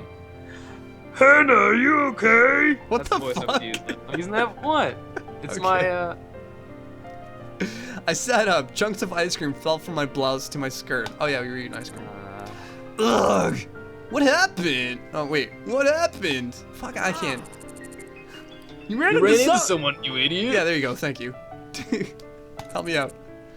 My uniform, it's ruined. For a few seconds, silence. Then snickers rippled around me like the whining of cicadas. Cicadas. Cicadas? I thought it was cicadas. I say cicadas. You can say whatever you want, baby. You're the reader. I think it's cicada. I think I'm a dumb. My throat closed up. Water stinging my eyes. No. No, not this again. Oh, and this happened before? I don't know. Well, it's water stinging your eyes happened before. Oh, okay. I stood up, prepared to walk away with my dignity. Well, with dignity. When the entirety of the Normal Boots Club suddenly appeared in front of my face. All of them? JonTron! It's so good. He's so because kawaii. He's so cute. Like, look at fucking Jacques. He's got a little jacket on him. Oh, I love it so much. They actually did the voice acting for this. I think it's great. Oh, really? That's Yeah. awesome. Listen, maybe he'll. Seriously? Tears slid down my face. No, not here. I didn't want to cry in front of them. Not in front of my husband. Hannah, are you alright? Thank you. I'm going home. Anna. Wait, Hannah. You've changed her voice 8 times now. I can't decide on a voice, man. I think I'm just gonna have to stick with Urameshi. Alright, that's I fine. mean, Kukura. Any It's excuse to use. fine. I just want to be alone for now. It took all of my will not to run back to the dorm. I immediately changed into my pajamas and climbed into bed, reaching for Mr. Buns. What am I going to do if this ends up just like last time? This happened before? What? Did you go to Hidden Block High or some shit? I don't know. I don't know. Mr. Buns stared at me with his big, lifeless eyes. I changed the name to Mr. Buns instead of Mr. Bunny. I hope that's okay. That's fine. I squished him into my chest, losing myself in his soft fur. Dude, do we get the fucking date Mr. Buns? Dude! Please! The door opened with a soft... We'll stop kissing noises? Hannah, are you okay? I rolled over in bed to face the wall, pretending to be asleep. Ah, the old pretending to be the sleep trick. Mai stood in the center of the room for a while, looking at me. How many times did you use that? I've used it many times. Oh, so many times. Yeah. Have you ever, when you were a kid, faked you were falling, you were asleep so your parents would bring you into the house? Yeah. So good, right? It's the best. I wish I had, a Tesla and, a Jeeves robot that did that. That would be sick. Wouldn't that be so good? Someone call up Boston Dynamics. They gotta get on that shit. Yeah! Dude, let's just make it. We'll fucking make it. Yeah, alright, hell yeah. All right. Fucking make it, market it, make $1 billion, you know. Finally, she sat down at her desk and began to work on something. The sound of her pencil scratching against the paper stilled in my mind. I don't know how many hours passed, but eventually I fell asleep. Tortured souls. Darkness and imprisoning. All that I say. I woke up to my alarm beeping, feeling only dread for the hours to come. After the nightmare that was the ice cream incident yesterday, I never wanted to take another step out of my room. Same. I curled up inside my blankets as my alarm went off. It was only the second day of school and I felt the same as I did every morning at home. Great. Mai, of Sexy as course, hell. was already up and I could hear her hair straighten and clap shut every few seconds from across the room. Clap. Clap. Clap. What are you doing? Clapping. I felt bad about letting the alarm go off for so long, so I slid my hand out of the covers to switch it off. Hannah! Hannah, get up, sleepyhead! I know you're awake. How long can you keep this up for? How long are we gonna stream? I don't know. I didn't even have time to poke my head out before Maya's body slammed into the edge of my mattress, bouncing me up. Jesus Christ. She jumped from almost halfway across the room. Morning. Ha! You can't hide from me, Mai. You're What? Hold on. You can't hide from. Oh, from my. I read that Yeah. wrong. Yeah, the dialogue in this game is very weird. Sorry. I smoked some pot. Oh yeah, that's what that voice is. I was breathless and I paused to calm my heart before speaking again. Are you worried about what happened yesterday? No one cares about it, Urameshi. I almost forgot about it myself. She must have seen my face. She brought an arm around my shoulders and pulled me close to her. You wanna make out? I mean, for real though. We're gonna go to class and no one's gonna even mention that you were a huge fool of yourself yesterday. No one's gonna even mention that we made out. Yeah. You could have put that better. I'm kidding. It might have been a big scene, but it totally wasn't your fault. It was Paul, alright? Fucking Paul. God fucking damn it, Paul. Paul, I'll fight you. When you jump, you have to calculate your trajectory, like I did just now. Yeah, you know, your trajectory. Have you been drinking too? No, but I should. You can learn a lot from a master like me. Oh, dude, they gon' fuck. Get dressed and cheer up. I could bottle your gloom and sell it to a wizard. And what if you used it for evil? Oh no. And Not if it evil. You can't let that happen, Hannah. You can't let me sell your gloom to the evil wizard. You can't let me do it, you're meshy. Your Smile was magic. wide enough to bridge a gap between continents. Jesus. Oh, dude, it's like Tyler's Tyler's butthole? butt. Yeah. The beginnings of tears pricked the back of my eyes, but this time they were for a different reason. I opened my closet and tried to avoid looking at the sad lump of clothing inside, slathered with dried up ice cream. Buh. How could it be sad and have ice cream? I don't know. I only had 2 uniforms, which cost my dad an entire month's salary. What the fuck? This fucking school is expensive. Damn. Either the school is expensive or her dad is just fucking working at McDonald's. Yeah, like once a month. Yeah. he just goes in there. Hi, Carl. Hey, Bill. Just working the fryer for a couple hours and go back home for another month. Okay. If I wasn't able to get the stain out of this uniform, what would I do, Wade? Probably cry a little bit. Sighing, I took my second uniform off its hanger and slipped it on as was waiting impatiently for me. Ready? Oops. Fuck. Hold on. I'll go back. Oh no. Ready to go? I guess so. Yeah. Wade. Oh, okay, good. Just as Mai said, no one paid any special attention to me. Well, there were a few odd looks here and there, but nothing nearly as bad as what I was expecting. I shouldn't have worn the ice cream shirt again.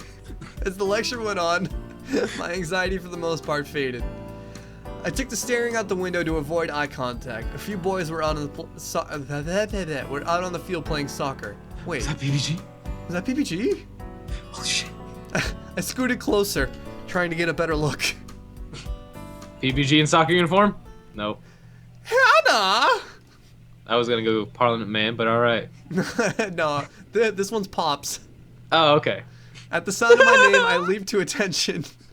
You do it better than I do. Mordecai! Rigby! Do it. If there's something more interesting outside than samurai death battles, please feel free to enlighten us. You came here to learn, not to contemplate the scenery. Wade! Wade, why do you do that so well? I really like it. I really like Regular Show, man. Oh my god. Yes, Miss Shizuka, I'm sorry. She turned back to the chalkboard and continued her lecture as if nothing happened. That's... Getting a lecture on fucking samurai death battles? Who is this guy? Douche? Oh, it's Brutal Moose. No, the other one Oh, is the guy Brutal. next to Brutal Moose. Fucking, I don't know. It's not Caddy. I don't Brutal know. Goose. Space Hamster? It's probably Space Oh Hamster. yeah, probably. A few desks in front of me, a guy sitting next to Brutal Moose turned around and gave me a flashy thumbs up. Damn. I made a face at him, I'm sure of what exactly he expected me to do. That's Brutal Moose. Then Ian turned around and socked him in the head. That's... With a sock? Morph? The other guy mumbled something to him, probably apologizing. Ian's eyes slid to me for a brief instant. Ooh. Then he looked away. Okay. Were they looking at me because of what happened yesterday, or was there some other reason? I shook my head. There wasn't time for this. I had work to do if I wanted to keep my scholarship. Oh, she got a scholarship. Apparently. This is all taking place in Japan, by the way. It's a visual novel, of course it's taking place in Japan. I just wanted to make sure. That's fair, that's fair. Nope, I understand, you're right. After pages and pages of notes on Japanese history, it was nearly time for lunch. Okay, everyone, it's almost free to go. Fuck, I don't know how to read, I guess. The work tonight is... now I lost the voice. Hi. Yeah, there The you go. work tonight isn't so hard, so don't grumble. You should work together to complete it if you have a hard time. Also, you may be aware the flower festival is coming up in a week and a half. Wait, why is she sad? I don't know. She said that sadly. This news was met with a few cheers as everyone started to pack up. Since you have the day of the festival, my first exam will be the day before. There were no cheers this time. Oh, man. Romance is wonderful. Believe me, I know. But try not to let the festival distract you, okay? That is all. See you tomorrow. Yeah. Miss Shizuka flashed a peace sign and winked as she walked out the door. Oh my god, she flashed everyone? Weird. Yeah, exactly. What a weird teacher. Ew, that lecture was so boring. I walked beside me, a tray in her hands. We were shuffling through the cafeteria trying to find a seat. Didn't you say that yesterday? Probably, but it's true for today, too. Hannah, help me. I'm gonna die of boredom. Urameshi. Oh, shit. Alright. We have an assignment to keep us busy, Mai. What? We already have work to do. Yeah, bitch. It's bullshit. How did you not hear that? My sighed dramatically, then leaned to the side and rested her head in the crook of my neck. Oh, damn. I reached up to pat her head a few times. Oh, damn. But she straightened before I could do it. Oh, damn. Oh god, Hannah. Paul's walking over here. He's looking at you. He look angry at you. Why is he coming over here? You think he's gonna kick you again? The same Paul who humiliated me last night strode towards me. I instinctively backed away, but he kept coming closer. This is getting real creepy. I'm glad I found you. He didn't look angry to me. In fact, he was giving me an odd, lopsided smile. Isn't that the only smile he knows how to do? I guess. I wanted to make sure you weren't hurt or anything. Just my pride. You ran off before I could properly apologize. I looked down at my feet. Yep, It was still in- there. It was embarrassing enough that I ran off crying like a little girl, but to know that I made them feel bad was even worse. At the same time, the image of my ruined uniform popped into my mind, and I went, "God damn it, Paul!" I went fucking Super Saiyan and I killed him. I final flashed him. I couldn't tell whether I was more angry or embarrassed, or whether I was feeling something else entirely, like love. Oh, I got you pretty bad, didn't I? I think I ballerinaed too hard. He tilted his head to the side. It's a shame you're not wearing the uniform from yesterday. I like the pink splotches on you. It matched your hair. What a fucking douche. That's so weird. A deep sink feeling crawled up from my stomach to sit in my throat. To slit my... My dumb, stupid hair! Everywhere I went, people made fun of it. Dude, she's the fucking protagonist. Of course she has to have pink hair. Yeah, and she sits in the back lower left-hand part of the class. Oh no, not the back left. That's the protagonist seat. No, yeah. Wait, that's the main character seat. Yeah, protagonist. But that's not mutually exclusive. Yeah, I know, but that's what I mean, I'm conclusive. referencing in this. Okay. I thought the normal boots guys were different. And he was trying to apologize. How could he say something like that to me? He's a dick. He's from he's from Philadelphia. Oh, dude, he should have just said egg.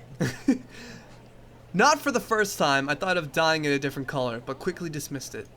Because I love these responses that I get. Yeah, I love being the main character in every setting. Yeah. Paul was waiting for a response, mind giving me a quick nod as if warning me not to mess this up. I mustered up my best smile, hoping it was at least somewhat convincing. It's okay. I'm fine. Don't worry about it. Anyway, I'm more than happy to pay for the dry cleaning. Josh and Nick and I feel really bad about everything. We never made a girl cry before. That's all. Well, not by physically injuring her, I guess. Thank you, but I was going to scrub it in the sink. Dad and I could never afford things like dry cleaners, so I was surprisingly good at hand washing things. That's going to need more than just hot water and soap. Trust me. They use paint in the ice cream here. Who knew? Tell you what, I have a friend who's a natural with that kind of stuff. I'll ask her to get the stain out for you. Just meet me later and bring your uniform, okay? I'll try to kick you out. I'll try not to kick you this time. Thanks, man. Without giving me the time to say yes or no, he nodded and turned to leave. He spun quickly back around. I flinched, assuming a flash kick was coming. Are you and Mai, right? Do you guys have a table? This cafeteria is pretty full right now. You can sit with us if you want, just for today. Wait. Yes! Yes, we'll go. Right, Hannah? Hi. Lunch. The after With the breakfast. normal boots club? With the normal, yeah. That's like the name of Maybe. an episode if this was an anime. Maybe I really could become friends with them. Asagao. And then no one would bother me again. Not about my hair or ice cream incident, right? Yeah. Yes, please. Alright. Alright, follow me, ladies.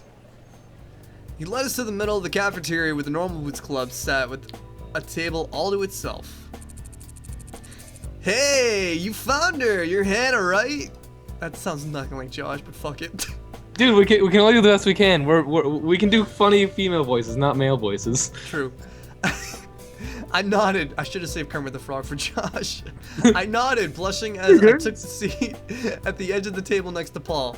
Mai forced herself between Jared and PPG. Her eyes were only a few sparkles away from forming huge hearts. Hearts. Real subtle.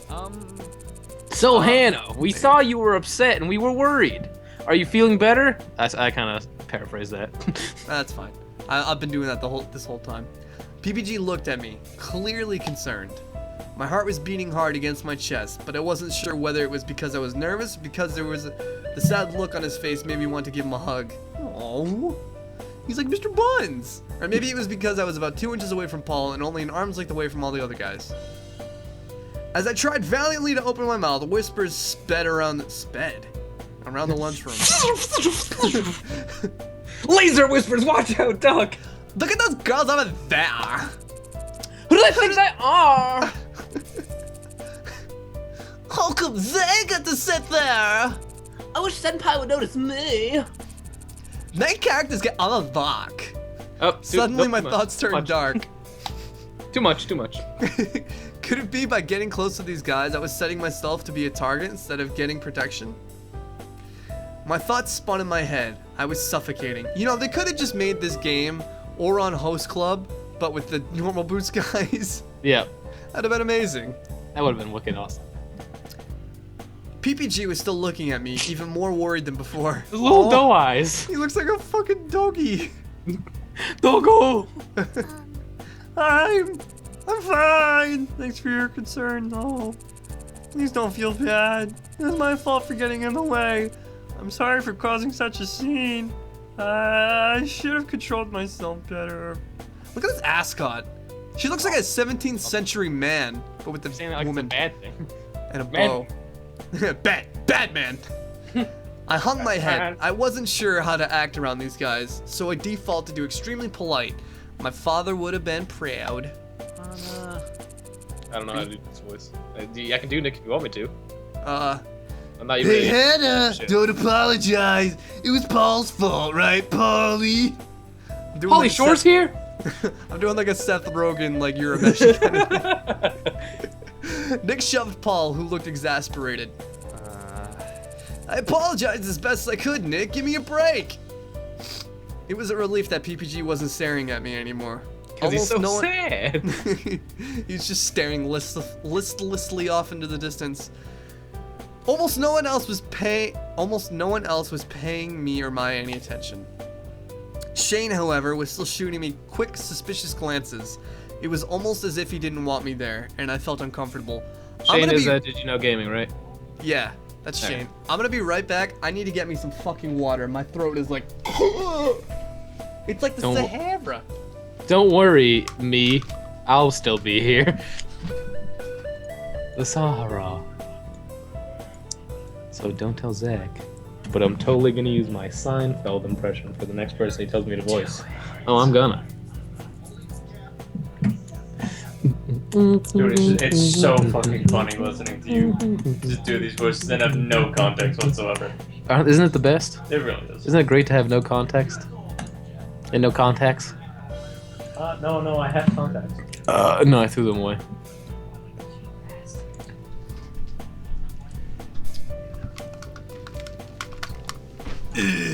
Okay.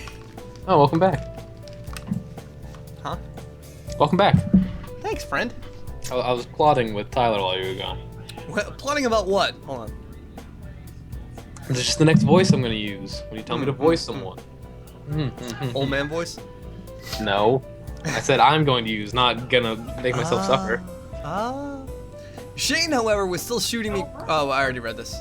I can hear Tyler in the back room. Tell him to either get on a mic or shut the fuck up. Get on a mic or shut the fuck up. Okay. He's looking at me upset. Like, kind of like PUBG. Oh, it's Gerard. Dude, the finishist, man. Ah. You do it. Just do your regular voice. How do you like it so far here? How do you like it here so far, Hannah? Good, how about you? I'm gonna finish your butt. Dot dot dot. I mean, here, thank you. Ah, kawaii. Lizard smiled at me, then turned away. I picked up my food. These guys were all wrapped up in their own conversations, and Maya was busy preventing hyperventilation from being so close to Jared. Say that 5 times fast. I can feel his body heat. Absorb it. Turn it into a spirit bomb. This fucking he turns into a snowman. I took it out. You doing okay, Hannah? Satch bag. A smiling Satch turned to me. Aw, Ah. I love Satch. But Well, those can be overwhelming. You're fine, right? Yeah. Yeah, I am, thank you. I winced. Yeah, I would too. She's just fucking stabbed. Sorry, I can be a bit of a wallflower. No need to apologize. I'm sure we've all been wildflowers before. I'm Satchel. But that reminds me, the Flower Festival! Hello, everybody, I'm Markiplier. Markiplier. He turned to the group, addressing them all.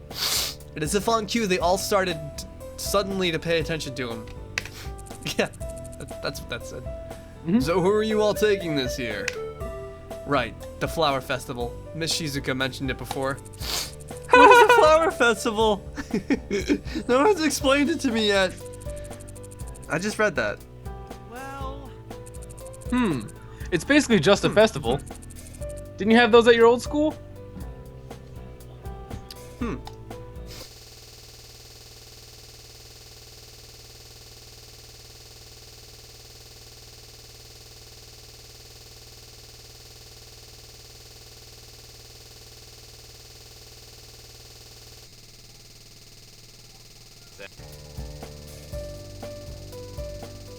Zach?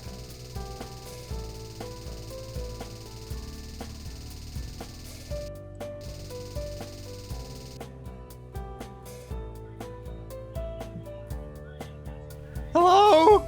Okay, alright, it's all better. Hi, Rick. Oh, hey!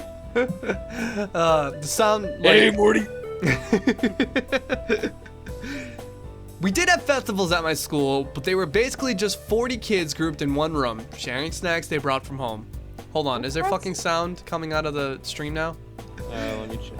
We did have Yes, okay, we're good. Well, we had something kind of like them, but I stopped going. Really?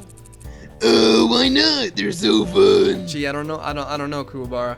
I didn't really want to answer. There was no way I could say, well, my friends turned on me, so when I went, people pretended I didn't exist. But Mai was waiting for an answer, and everyone was looking at me. I'm just not into that stuff, I guess. I'm really not into butt stuff. Come on, you're messy. Oh, well, maybe you like this one more. We had 3 watchers, we now have 1. The flower festival happens all over Japan around this time of year, but it's a big deal in Higabana. Nice. That's the town right next to Asagao. Yeah. Asagao! There's apparently some kind of myth about flowers that's somewhat important. Real, Supposedly, the founders of Higanbana Higanbana was an old man who got lost in the mountains and almost died of thirst. This flower spirit came to him and offered him help in return for his father protect their home. You tried. Sorry. Sad you got kind of angry at the end. He agreed, and she drained herself of all the water he could drink. The man founded Higanbana to watch over the meadow in which he met the flower. In some versions of the myth. Oh, we both went for the same voice. In some versions of the myth, the man and the flower spirit fell in love. Is that like a higher caste fucking Kermit the Frog? Yeah. Okay. It's a truly romantic festival. One may hope to find someone with which to make a vow of eternal love, just as the man and the spirit did, and to live on to protect the one they love. Can you do it like a little bit higher pitched? It's a truly Well, I really wanted to go, what's the deal with airline food? Do it! Let's make him Jerry It's a truly Seinfeld. romantic festival. Okay, next. Jared winked and my swooned. I don't have like a unique voice for John. People don't speak Aquaid. Oh, damn it. I thought they So did. during the day of the flower festival, there's a lot of stalls set up, and you can go play games and eat food or go flower viewing. Then, at night, there's a special meadow over by the temple where you can go watch the flowers, and there's a bonfire and dancing. It's a lot of fun. We look forward to it at the end of every year. Yes, the gal says paper flowers and a little bit to raise money for the school too. And there's usually a big volunteer driver for fire for people who's doing good origami. He's like a fucking Animal Crossing character, just at the end of everything. Origami. I'm good at origami. Really? Really? Shine is. Ah, fuck! I immediately forget. How did it go? Yeah. Hold on. Yeah. Really? Shane is too. Yeah, we'll give him this voice now. Hello, it's John Applier. It's just like a really chivalrous Shane. Really? Shane is too. Maybe we should work together. That says you should work together. Shane isn't talking. That was JonTron. Whatever. Shane gave a tight-lipped smile. Yeah, fuck you. Somehow I didn't think it would be happening. Hey, speaking Yeah, of, there we go. I swear you rejected 10 What's girls you last doing? festival season. I mean, that's nothing compared to me, naturally. But there were so many girls with broken hearts, even I couldn't mend them all. You still hung up on your English girlfriend? Shane flinched, visibly taken aback. Then he shrugged. I'll do Shane's voice. Boy. I don't talk to her anymore. Can you give him like a really thick Australian, but really quiet? Like, Oh, I don't really talk to anyone. don't talk to her anymore. that's perfect. Oh, Shane, I just want you to be happy, that's all. He wiped away a fake tear. Shane grimaced. How great would it be if someone asked me? Maybe even if one of the normal blue skies did? Oh my God! JonTron, I love you! JonTron! No, I doubted that would ever happen. They were only letting me sit here because they physically assaulted me. I sighed and cut my wrist with a plastic knife. Oh, it's my turn. So, So, any girls in mind, fellas? Why is he sparkling? because he's a fucking vampire, dude. I don't know. Oh, I Beside forgot. me, Mai shifted nervously. Her eyes kept flicking from Jared to her french fries. She looked like a child who stole several cookies. Jared spread out his arms and raised an eyebrow, a god waiting for names to fall into his lap. I'm thinking of going solo this year, to be honest. Okay, so PPG was you? Yeah! Same. Oh no, yeah, okay. Fuck, there's too many guys. Man, you guys are boring. Holy fucking shit, you fucking douches. You guys aren't much better, man. I am on another level compared to you guys. I've already got my choice They're picked like- out. There was a quiet clattering next to me. Mai had dropped her fucking fack. What a fucking bitch. Yeah, I'm sure you have. It'll probably be a new choice tomorrow. Jared flipped his hair with his hand. Oh wait, was that You know Jared? me so well. Yes. Sorry. There's only so much time to make so many different girls' dreams come true. I must find the one who is in most need. So it's not even about which one you like, huh?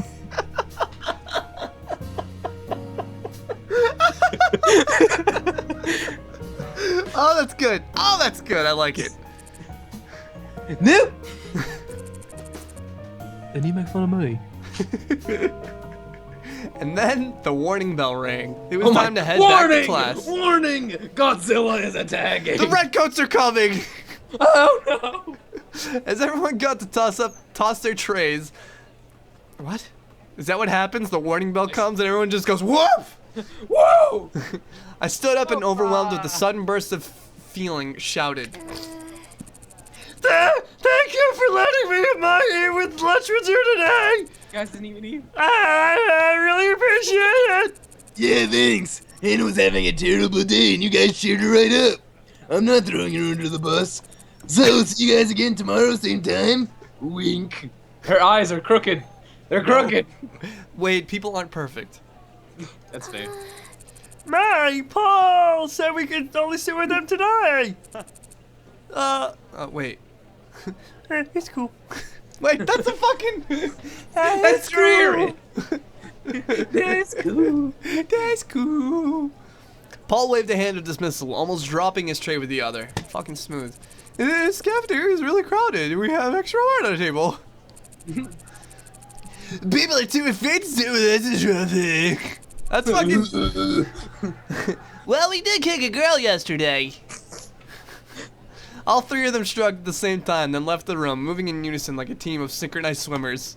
Well, it's They not like just they're all move as a conjoined at the unit. hip. They're all conjoined at the hip. They're like a Cerberus. they're like a Continuous. Continuous. Jared dumped his tray and jogged up to catch with them. As soon as they were out of earshot, Mai took my hands in hers and jumped up and down. Period. You did it, Hannah. We get to sit at the popular table. I've been trying to do this for 2 years and you did it in 2 days. Fucking smooth criminal. Shake it, ding it, ding ding ding. She dropped her hands and made a jokingly, I think, angry face. Why? Oh. Main characters have all the fun. I am Seth Rogen. Okay, I got it. You'll be in pairs, painting a diorama or a papier-mâché lamp. Anything postmodern. Then write a paper on design. Or don't. That works too.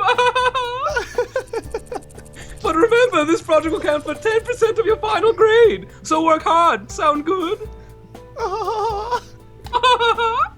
The only response was a bitter murmuring. Miss Shizuka often ended with, sounds good. Wait. But she never really cared about. Oh, sounds good. But she never really cared about the answer. Oh. That'll be like the signature. After every sounds good, she'll do the stupid pops laugh. The pops laugh? Yeah. You mean the excellent pops laugh? Yes, the excellent pops laugh. But she never cared about the answer. All right. All right, Rick. All right. Oh, now I can't. No, you had it. All right. In the last few minutes of class, pick your partners and discuss your project plan. We'll continue next time. In a matter of seconds, almost all the desks in the classroom connected. Voltron! I looked at but a girl, Mimi Santos, Fuck is had this bitch? already claimed her. Mai frowned at me as if to apologize. I scanned the classroom for a few other people I met, finding them already paired. She's probably paired with Hat Man. I'm a hat man. I was going to be the only one without a partner. Suddenly, the edge of the desk collided with mine. Hey. Oh! Guess we'll be working together. PPG sat in front of me with a cheeky grin. Ooh, cheeky. Didn't he sit on the other side of the room? How did he get his desk over here so quickly? He warped. I leaned over to look past him. He left a gaping hole and several collapsed students in his wake. Jesus Christ. Bitch be thirsty. Seeing my gaze, he turned around.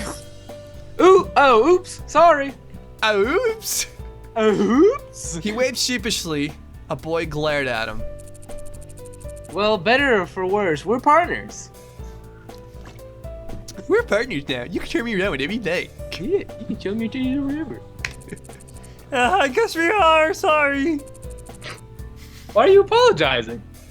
I don't know. Wait, no, that's not what I meant at all. You're super smart. I'm just sorry you're stuck with me. You're pretty smart too, though, right? I don't fucking know. No. Not that I knew. I guess. But I hate schoolwork. I don't It's care about it at all. Mike! Mike! Rainbow Man!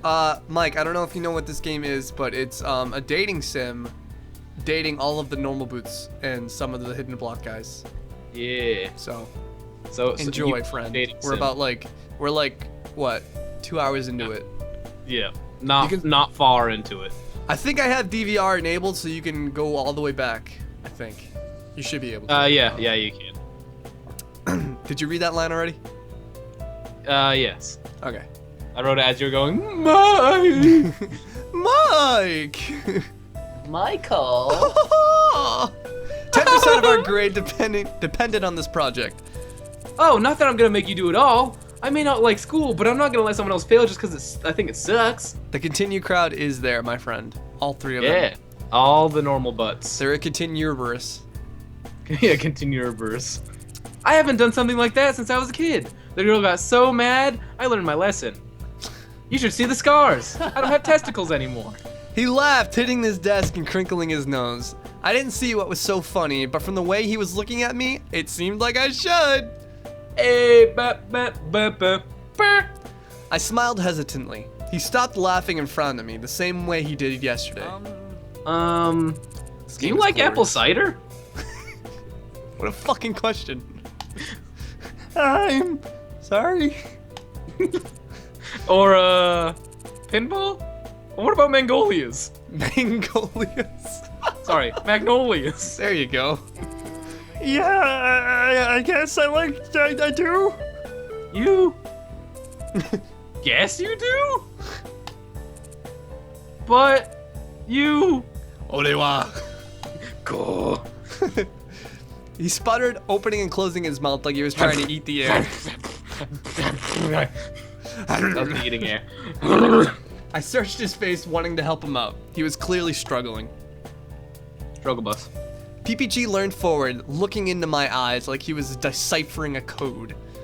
And by deciphering, I mean deciphering. Really forward, so close I could see little brown flecks in his eyes forward. Oh, whoops. Never mind. I was supposed to say that really fast. Wait, I'll go back. Really forward. So close I could see little brown flecks in his eyes forward. Here we go. Dot, dot, dot. And dot, dot, dot. What? PPG moved away, his anxious look fading look. into a slight smile. Woo, baby! Actually, don't worry about it. Yeah, don't worry about it. I was brainstorming a subject for a piece. We don't have to say any strong reactions or anything, so I guess we won't be doing those then.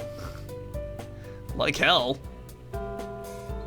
We're gonna do all those things. Apple cider, Mangolias. Magnolias. No, both. Mangols. Yeah. The bell rang and students started packing up. Oh no, we didn't pick a project.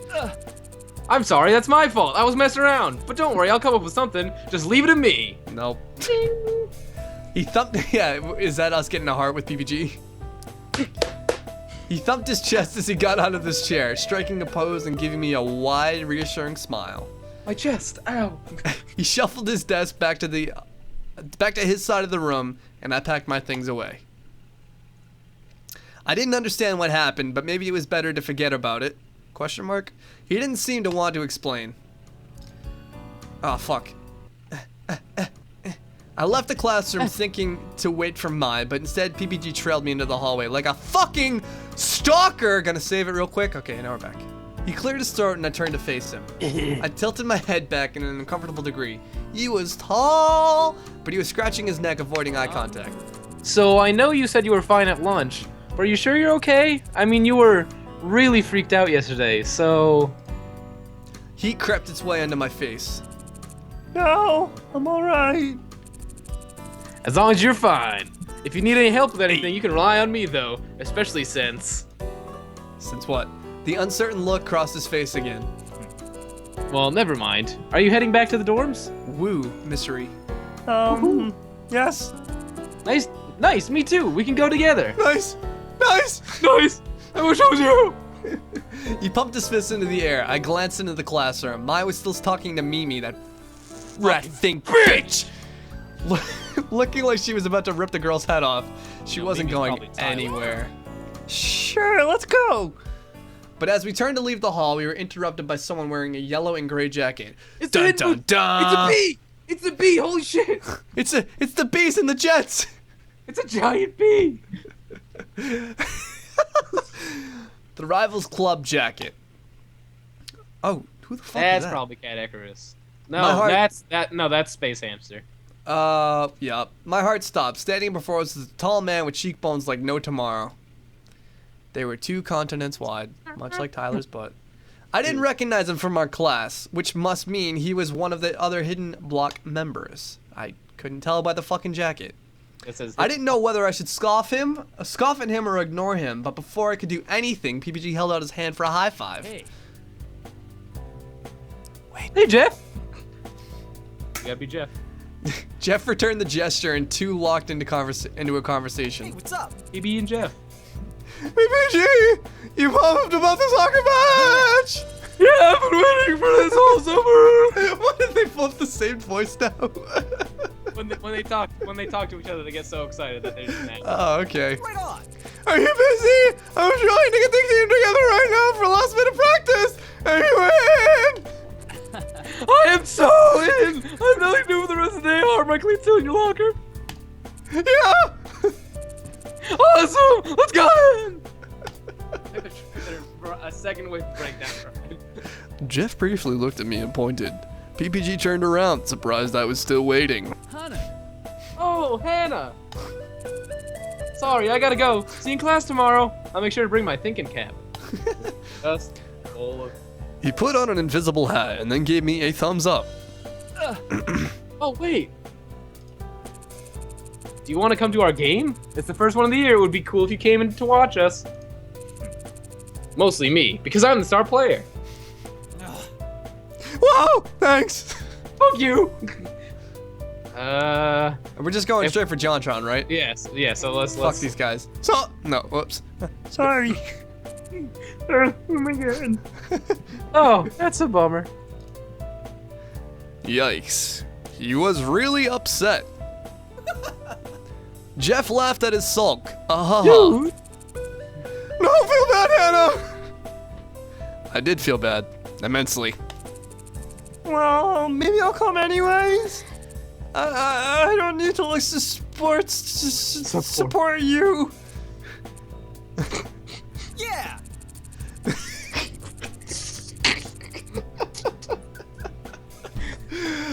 Bring on the alcohol! I can't get through this much more. Come on. Come on, man. Oh, is that me? Oh.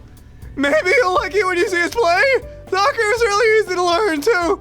You just kicked the ball into the goal, Rick! Maybe you'll start liking sports once you see how good we are. I was about to be really sad, but now I'm not now. The game's at 5, so you better be there. Oh, good thing there's choices. Thank you, Mike. He said best voice acting. Thank you. You left with Jeff, and I headed back to the dorms. Oh, dude, I've got the best idea! Ma usually walked with me. It felt weird to be alone. And suddenly I realized that it would feel even weirder not to be in the dorm alone. This Parliament fucking man. Anna's inside voice. Yeah. Like in her mind, this is the voice that she has. Yeah, outside she's like, oh, Kermit the Frog, but inside she's like, not knowing what else to do. I headed for the library. Might as well get started on some homework. I stayed in the library much longer than I anticipated. Head low over a small sheet of project ideas in a thick book. Every time I thought about leaving, panic seized me. Just like the cold embrace of death. The cold embrace of lung cancer. The truth was, I still didn't know my way around the academy. Maya had been there to guide me, and I was more focused on the people around me than the places. Because I'm a fucking dumbass, just smoking my cigarettes. As students trickle past, laughing and heading off, and no doubt have tons of fun. I fiddle with my dick. My dixel. I would have left. I would have to leave eventually, though. Hesitantly, I closed my notebook and stood. Hey, Hana. Hey, Anna, how are you? I whirled around. Gerard was walking past me, a thick book in one hand. Gerard, hi. I'm good, thank you. I laughed weakly and found myself wringing my hands together, looking for a smoke. Hey, Gerard, you got a light? Yeah. Good. You clearly didn't believe a word I was saying. I sighed. Sigh. I'm a bit scared to leave. I know this sounds pathetic, but I don't really know my way around here, so... I sighed. Mike, I don't know. I don't know why there's one dislike for the stream. Yeah. You look a little bit... What, is he Parliament Man now, too? What, he can't be fine. Yeah, you look a bit like a lost otter. I love otters. A lost Super cute. otter. But hey, I haven't really gotten the chance to talk to you until now. I've been wanting to ask you if you're settling in all right. I know that transfer students don't really get introduced to the school the same way freshmen do. Are your classes okay? How's your homework load? Do you like the food? Get along with Mai? Too many questions. I stuttered. I was sure of which question to answer first, because you asked me too many stupid questions, you fucking Persian fuck. Ask me my favorite brand of cigarette. Yeah, everything's fine. Maya's great. Yeah, I love smoking these cigarettes too. She showed me around the campus recently. It was very nice of her, but she wasn't very thorough. A grin slowly spread across Gerard's face as if he was unwrapping a present. As if he was unwrapping a brand new pack of Parliament? Parliament smokes. I can show you around if you like. I used to give boy, tours my to incoming favorite. students. If you're new, you really should get a tour. Ah, tour? Yes? No? We're going for JonTron. I don't know JonTron's route. Oh, no! I didn't want to make him feel bad! Ah. I'm sorry, Gerard. Sure. That's okay. That's the only downside of visual novels. If you're going after one person, you're gonna make everyone else sad. I know. Sorry, maybe some other time. I'm just really into JonTron and Parliament smokes. I'll find my way eventually. I don't know which one I like more. No problem. See you around. Mike, I think you mean Ridiculoud. I think it hurts a little bit more because these are real people that they're based off of. As kind as it was. As kind as it was of him to offer, I felt pathetic asking for help. I didn't want to take his valuable time away from him. I just wanted to smoke his Parliament cigarettes so I could feel the golden breath of lung cancer quicker. Really, I should know better by now. I shouldn't need to rely on sausages. People were unreliable in any case. Not like cigarettes, which are never unreliable. Parliament cigarettes, they're always there for me. In times of need, in times of want, in times of addiction. I love my Parliament cigarettes. I wandered the campus. I wandered the campus for an hour or so, lost in the art section for a good 30 minutes, but eventually I found my way back to our dorm room. I collapsed on my bed with a sigh so heavy even Ma figured it was best to leave me alone. That stuck-up bitch. She scribbled frantically away on the desk, and I fell asleep to the sound of Parliament cigarettes being burned in my mouth. What a fun. Oh my god. That's a what the fuck? Is It's that Jared? Yeah, it's pro Jared. Ma and I arrived at Poppy Hollow next morning, and it immediately became clear. Something had changed. My Parliament cigarettes turned into Marlboros. I will destroy this school. Posters drenched in nausea-induced neon colors were plastered on the lockers. Several students gathered around with their Parliament cigarettes to take a look. Oh my gosh! We walked around to one of the walls to get a better look. Is that Jared? When Ma didn't respond, I turned to look at her. The expression on her face told me she had immediately wet her panties, and that would have made a call girl blush. Ma, you're drooling from your vagina. I knew it was coming. It was still funny. That seemed to jolt her out of her fantasy. She lifted her sleeve to wipe away the drivel on her chin and tap out the ash from her Parliament cigarette. I am not. Well, what are these posters for?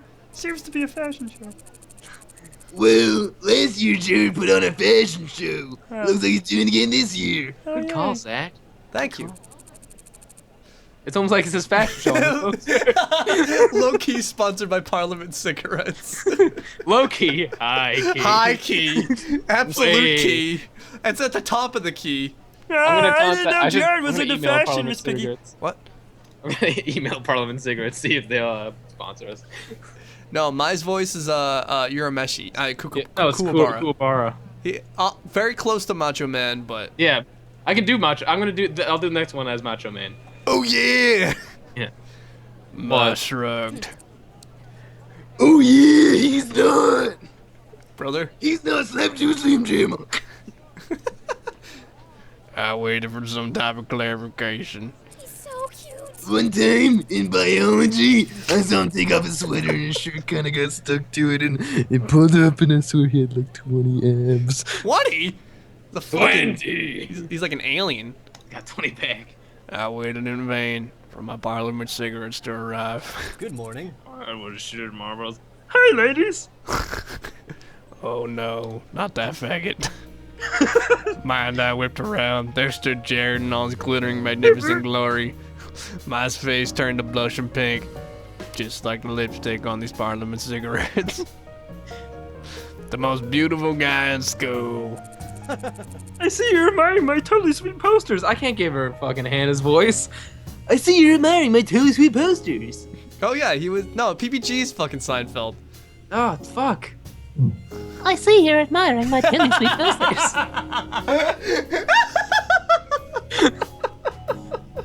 Perfect. Yeah, it really sucked to Jared. I like your abs. What? With a sudden soul-crushing realization of what she just fucking said, her expression turned into a mixture of horror, disgust, and absolute Parliament cigarette. Yeah. Her expression twisted into a Marlboro cigarette. Disgusted and horrific. Jared was unfazed. Thanks, but Hannah, I was actually you I wanted to speak to. I can't deal, dude. I can't hang. Come on. Come on, man. Why wouldn't you talk to me? Yeah, okay, what's up? Jared looked Jared looked expectantly at I can't read. This Parliament cigarette's in my way. The smoke. It's blinded me. She didn't move. I got cataracts now. Smoking Parliament cigarettes. I can shut up. Let me read this. Realizing she was in trouble, I nudged her with my elbow as subtly as I could. With my So Parliament. she's standing across from me, so like elbowing her in the face.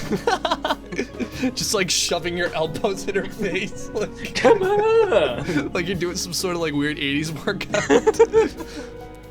My, will you give me a soda? I'm really thirsty. Without a word, my eyes scuttled away like a horseshoe crab holding the Parliament cigarette. Now that's something I'd like to see. Jared turned back to me, a cool glint in his eye. He seemed used to the effect he had on women. Not women with Parliament cigarettes, though. I wanted to I wanted to talk to you about the fashion show, actually. You're new here and all, so you probably don't know, but every year I like to put on a little fashion show to showcase my modeling skills. Will Parliament cigarettes be involved? what? Wait, what? You know, just to make sure people don't forget what I'm capable of. Of these Parliament cigarettes. He reached into his pocket, pulled out a stack of glossy photos, and thrust them in my hands. I stared down at them and all. Oh god. He's doing the fucking turtle face. Hold on, I'm gonna fucking take a quick fucking screenshot of this. Hold on, bear with me here. I gotta put this in paint. Hold on. There we go. There we go. All right, saving that. There we go. Okay, back to the game. I flipped through them, starting to notice a pattern. Wait. Oh, sorry. No, that was perfect. As you can tell, my beauty is something that simply can't go to waste. I like to hold a fashion show here at Asagao Academy to ensure everyone gets their yearly dose of Pro Jared. Everyone gets their yearly dose of Pro Jared.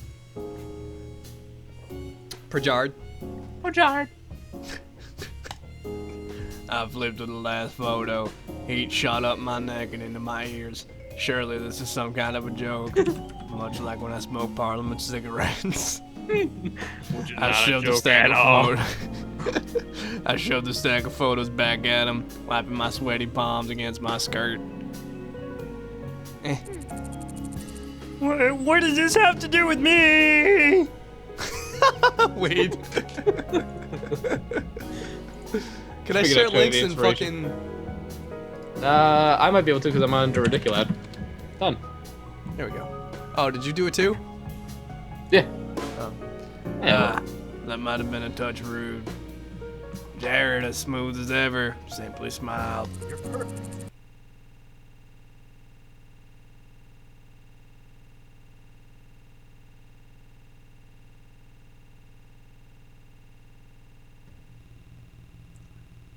Zach, did you die? Are you dead?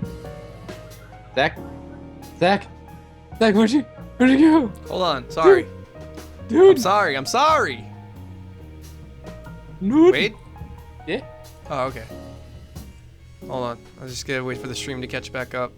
I don't know what's happening. Yeah, you're Okay. fine. Alright, cool. Whew! Alright. You want me to read it again? No, you're good. Okay. He suddenly No. He suddenly leaned in close to me, so close in fact that he could smell the Parliament cigarette on my mouth. A musky sweet aroma of earthy scents and ham. Potential for what? What exactly? Jared shifted, his mouth so close to my Parliament cigarette I could feel his heat. He could feel the heat on my Parliament cigarette! Woo! Got it. Oh, greatness. For adventure! I'm really good at Ness on Smash Brothers. He reached into his shirt pocket and retrieved a small slip of paper. With quivering hands, I accepted it. My God. My number's on the bottom. If you're ever interested, I could teach you a thing or two about modeling. Damn. I stared down at the card in my hand, feeling that if I looked away, it would disappear, much like the Parliament cigarette. By the time I gathered the courage to face him again, Jared was gone. Feeling quite dizzy, I headed for class. The business card strangled to death in my white-knuckled hand. By the time I got through the million students into the classroom, I was sitting at her desk, face down and completely still. She's My dead! son, bitch. No shit. I took my seat and twisted around to poke the dejected my-shaped heap. She didn't budge. She's dead! Hey, Mike! Are you dead? I heard a muffled groan of despair. I'm such a social disaster, you're bitch. No, What? you're not, silly. I tried to sound comforting, but I was never good at this sort of thing. Ma finally lifted her head from her desk. What's that? She motioned to the business card that was still in my hand. I set it in front of her. Ma praised it for a long minute with a blank face, as if a rare artifact in front of her that she didn't actually believe was real. Dun, dun, dun, dun, dun, dun, dun. Then her eyebrows pulled together and became a unibrow! Holy shit. He gave you his number. well, Well, yeah, sort of. I mean, not really. He said I could call him if I wanted him to teach me how to model like him, which I'm assuming just means copious amounts of butt sex, but This sounds like the Wii song. Dun, dun, dun, dun, dun. Didn't I say it sounded like the Goron music too? I'm Yeah. fucking retarded. Sounds like both, dude. It was embarrassing to even say those words, and the words felt awkward in my mouth. The moment I said them out loud, I wish I could grab them back and swallow them. I expected Ma to give me a once-over before making an off-the-cuff comment about how I wasn't nearly pretty enough to be a model, but she didn't. He like totally wants to get with you. Probably. Her tone was so matter of the fact that I gasped. what? what? No, he doesn't. Why did you say that? Bingo. Rada. Okay, Hannah, I've taken enough sex ed classes to know when a guy fully wants you, and Jared, like, fully wants you. When did this fucking... Okay, this person's like a third year in high school. When did she take, like, a copious amount of sex ed classes? It's Japan, dude. They take it true. fucking in it's third grade. Year 0. Yep. When they're born. Mortified, I snatched the business. When they're fucking born. Not when they're born. Mortified. They're burned. What? What? Like when you burn a delicious Parliament cigarette. Wait! Stop! Mortified, I snatched the business card back away from her desk and shoved it into my jacket pocket, burning away. My cheeks felt like they were on fire. Or perhaps it was this Parliament cigarette burning a hole in my cheek. Perhaps it was the mouth cancer. But now the classroom was filled with students. They chattered amongst themselves, but the white noise of the conversations wasn't loud enough to drown my out. Out of the corner of my eye, I could still see John and BBG seated at their desks at the back of the classroom, like fucking delinquents, smoking some ganja. Which are not Parliament cigarettes. I'm talking serious grabby hands in the back of his dad's Camaro. Here, you're going to make babies with Projard. Hannah. Jesus Christ! Damn. Parliament man approves. Little glittering Jared babies.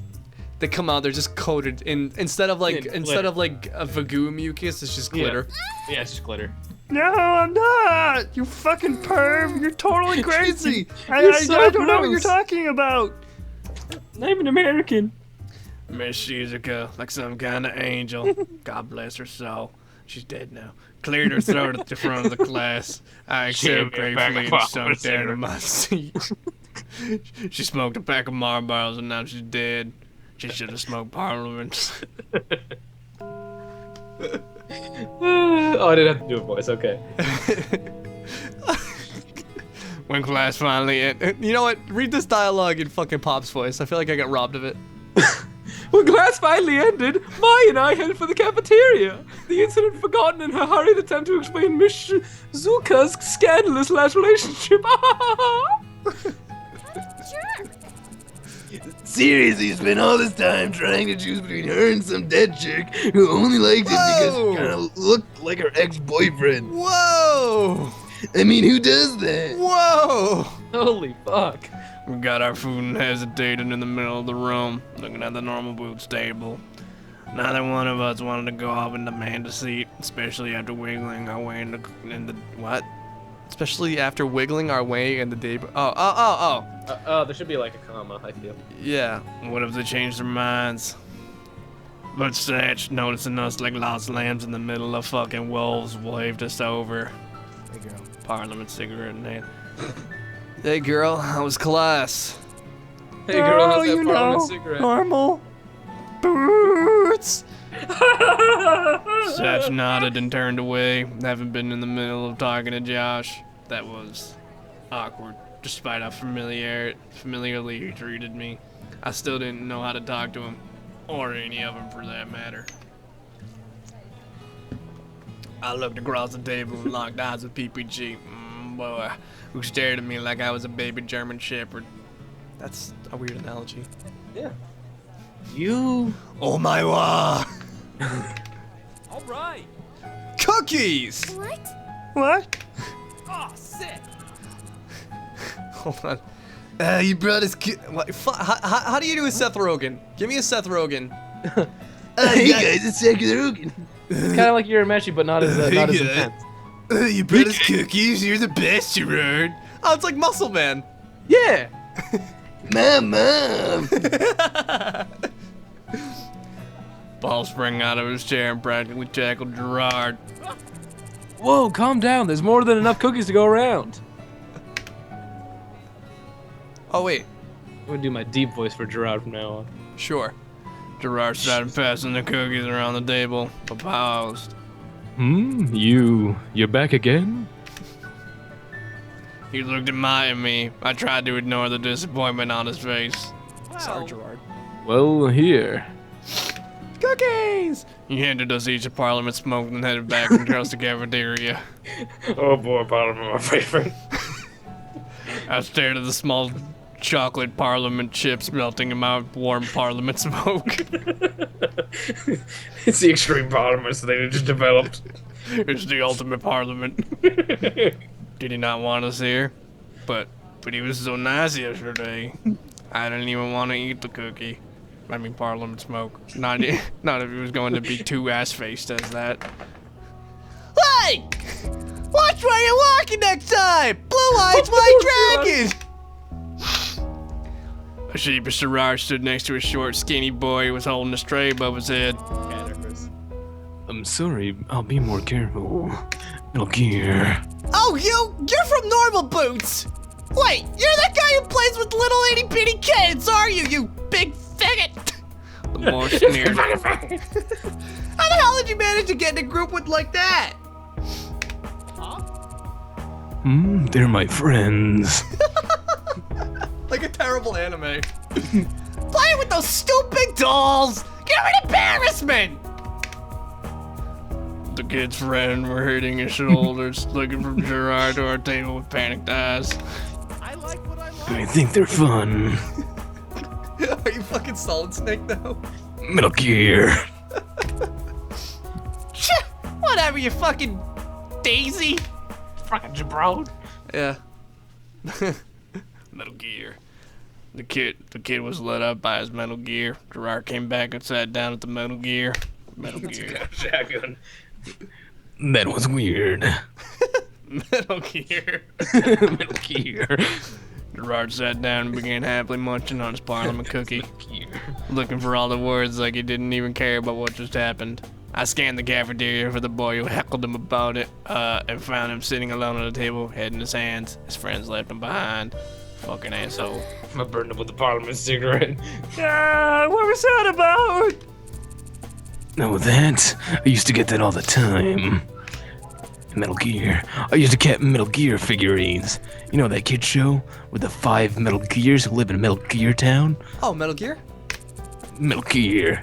They were originally supposed to have magic powers, but whatever.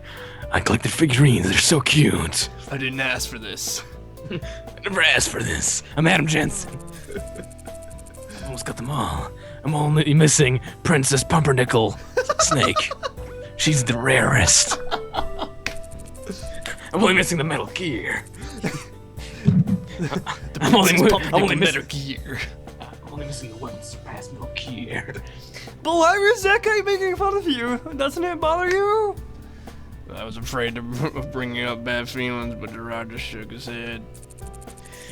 It looks kind of weird, right? A teenage boy collecting toys meant for little Metal Gears. Yeah, a little bit. But I like them, so I don't let it bother me. Sorry I didn't bring enough cookies the first time, Hannah. I forgot you were joining us again, but I'm glad you're here. I'm glad you're Metal Gear. Wait. What? I bit my lip. See, Hannah, you was being nice the whole time, and there you were, jumping to conclusions. You know, like that mat with conclusions on it. You can jump to it.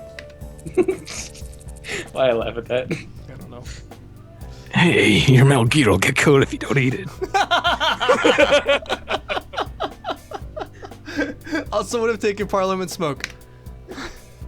I unwrapped Parliament Smoke. The scent of chocolate and tobacco hit me.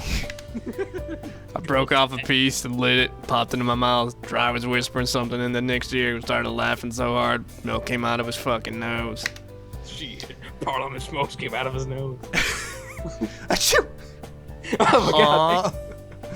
Was it really okay with people making fun of him? I couldn't believe it.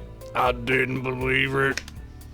At my old school, people made fun of me every day. It was hell. There was quiche. There was no way he could just brush it off like that. Not when I tried so hard to do the same. That's really sticky quiche. But as I finished the quiche and started on my ramen,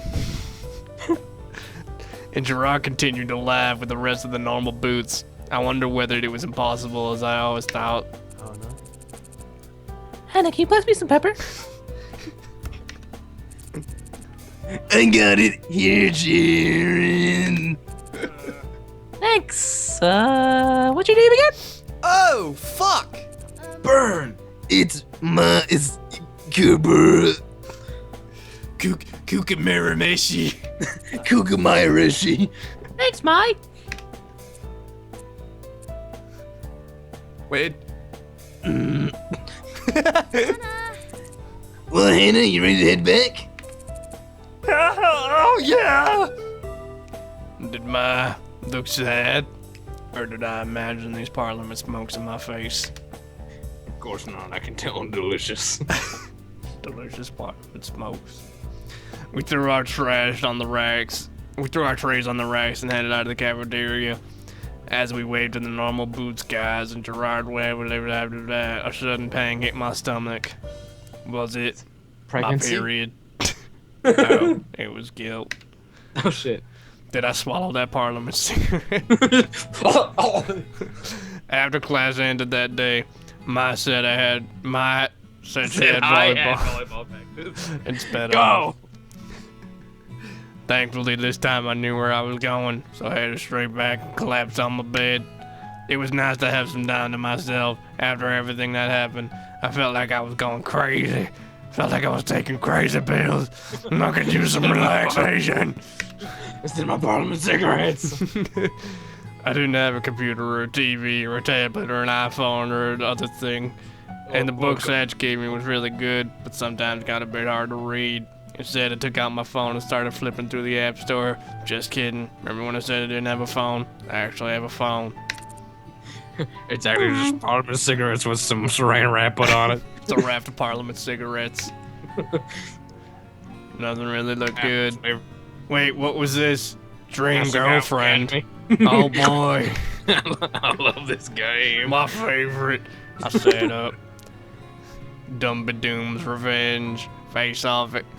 Dumbadoom's Revenge! Face off against 3 other players and catch your monsters, raise them, and use their unique skills to aid your puzzle-solving quests. Only you can save the metal world from this ignorant king and utter destruction! Now, with single-player campaign, raise crops and feed your monsters. If you're lucky, they'll transform into cute girls! Oh my god, it is Dream Girlfriend. What the hell? Oh, fuck. Fuck! What the hell? It looks so fucking stupid, but something possessed me. I had to download it. The spirit of the Danny Sex Bag. What? Actually, it would be the spirit of Ron O'Donovan. Donald Glover. I Yeah. downloaded and started up the game. Welcome to Dumpadoom's Revenge! I skipped the intro sequence because it really sounded like fucking Shovel Knight and quickly hit single player. Loading. Load times were terrible. Suddenly, a cartoonish hilly valley met my eyes, panning over to a white castle nested over a cliff. The Lazy King lay asleep on his throne where a squat silver soldier ran into the room. King Dumpadoom, quickly! We're under attack! Wait, be the king. Oh wait, no.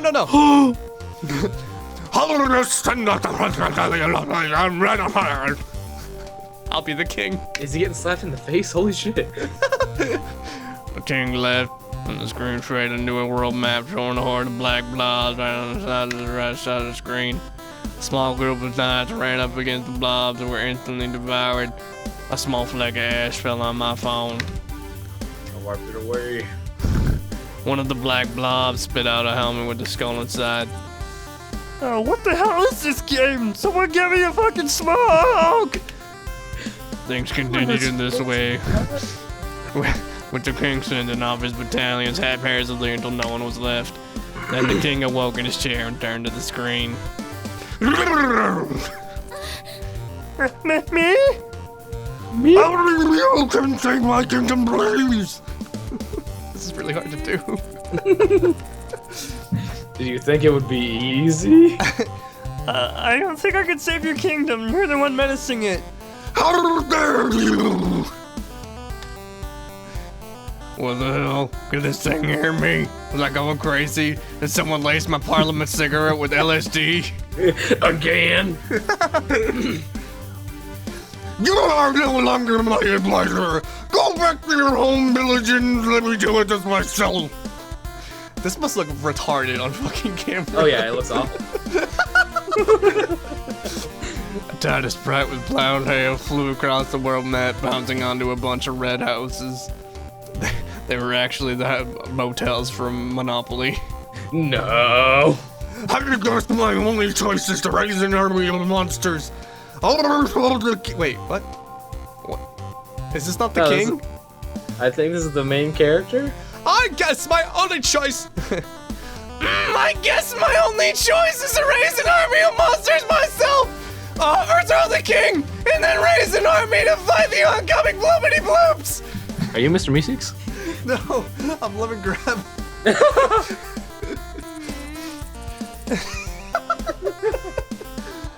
How the hell did you come to that conclusion? Finally, I was allowed to play the actual game. There's too many voices. A dozen multicolored blocks appeared on screen.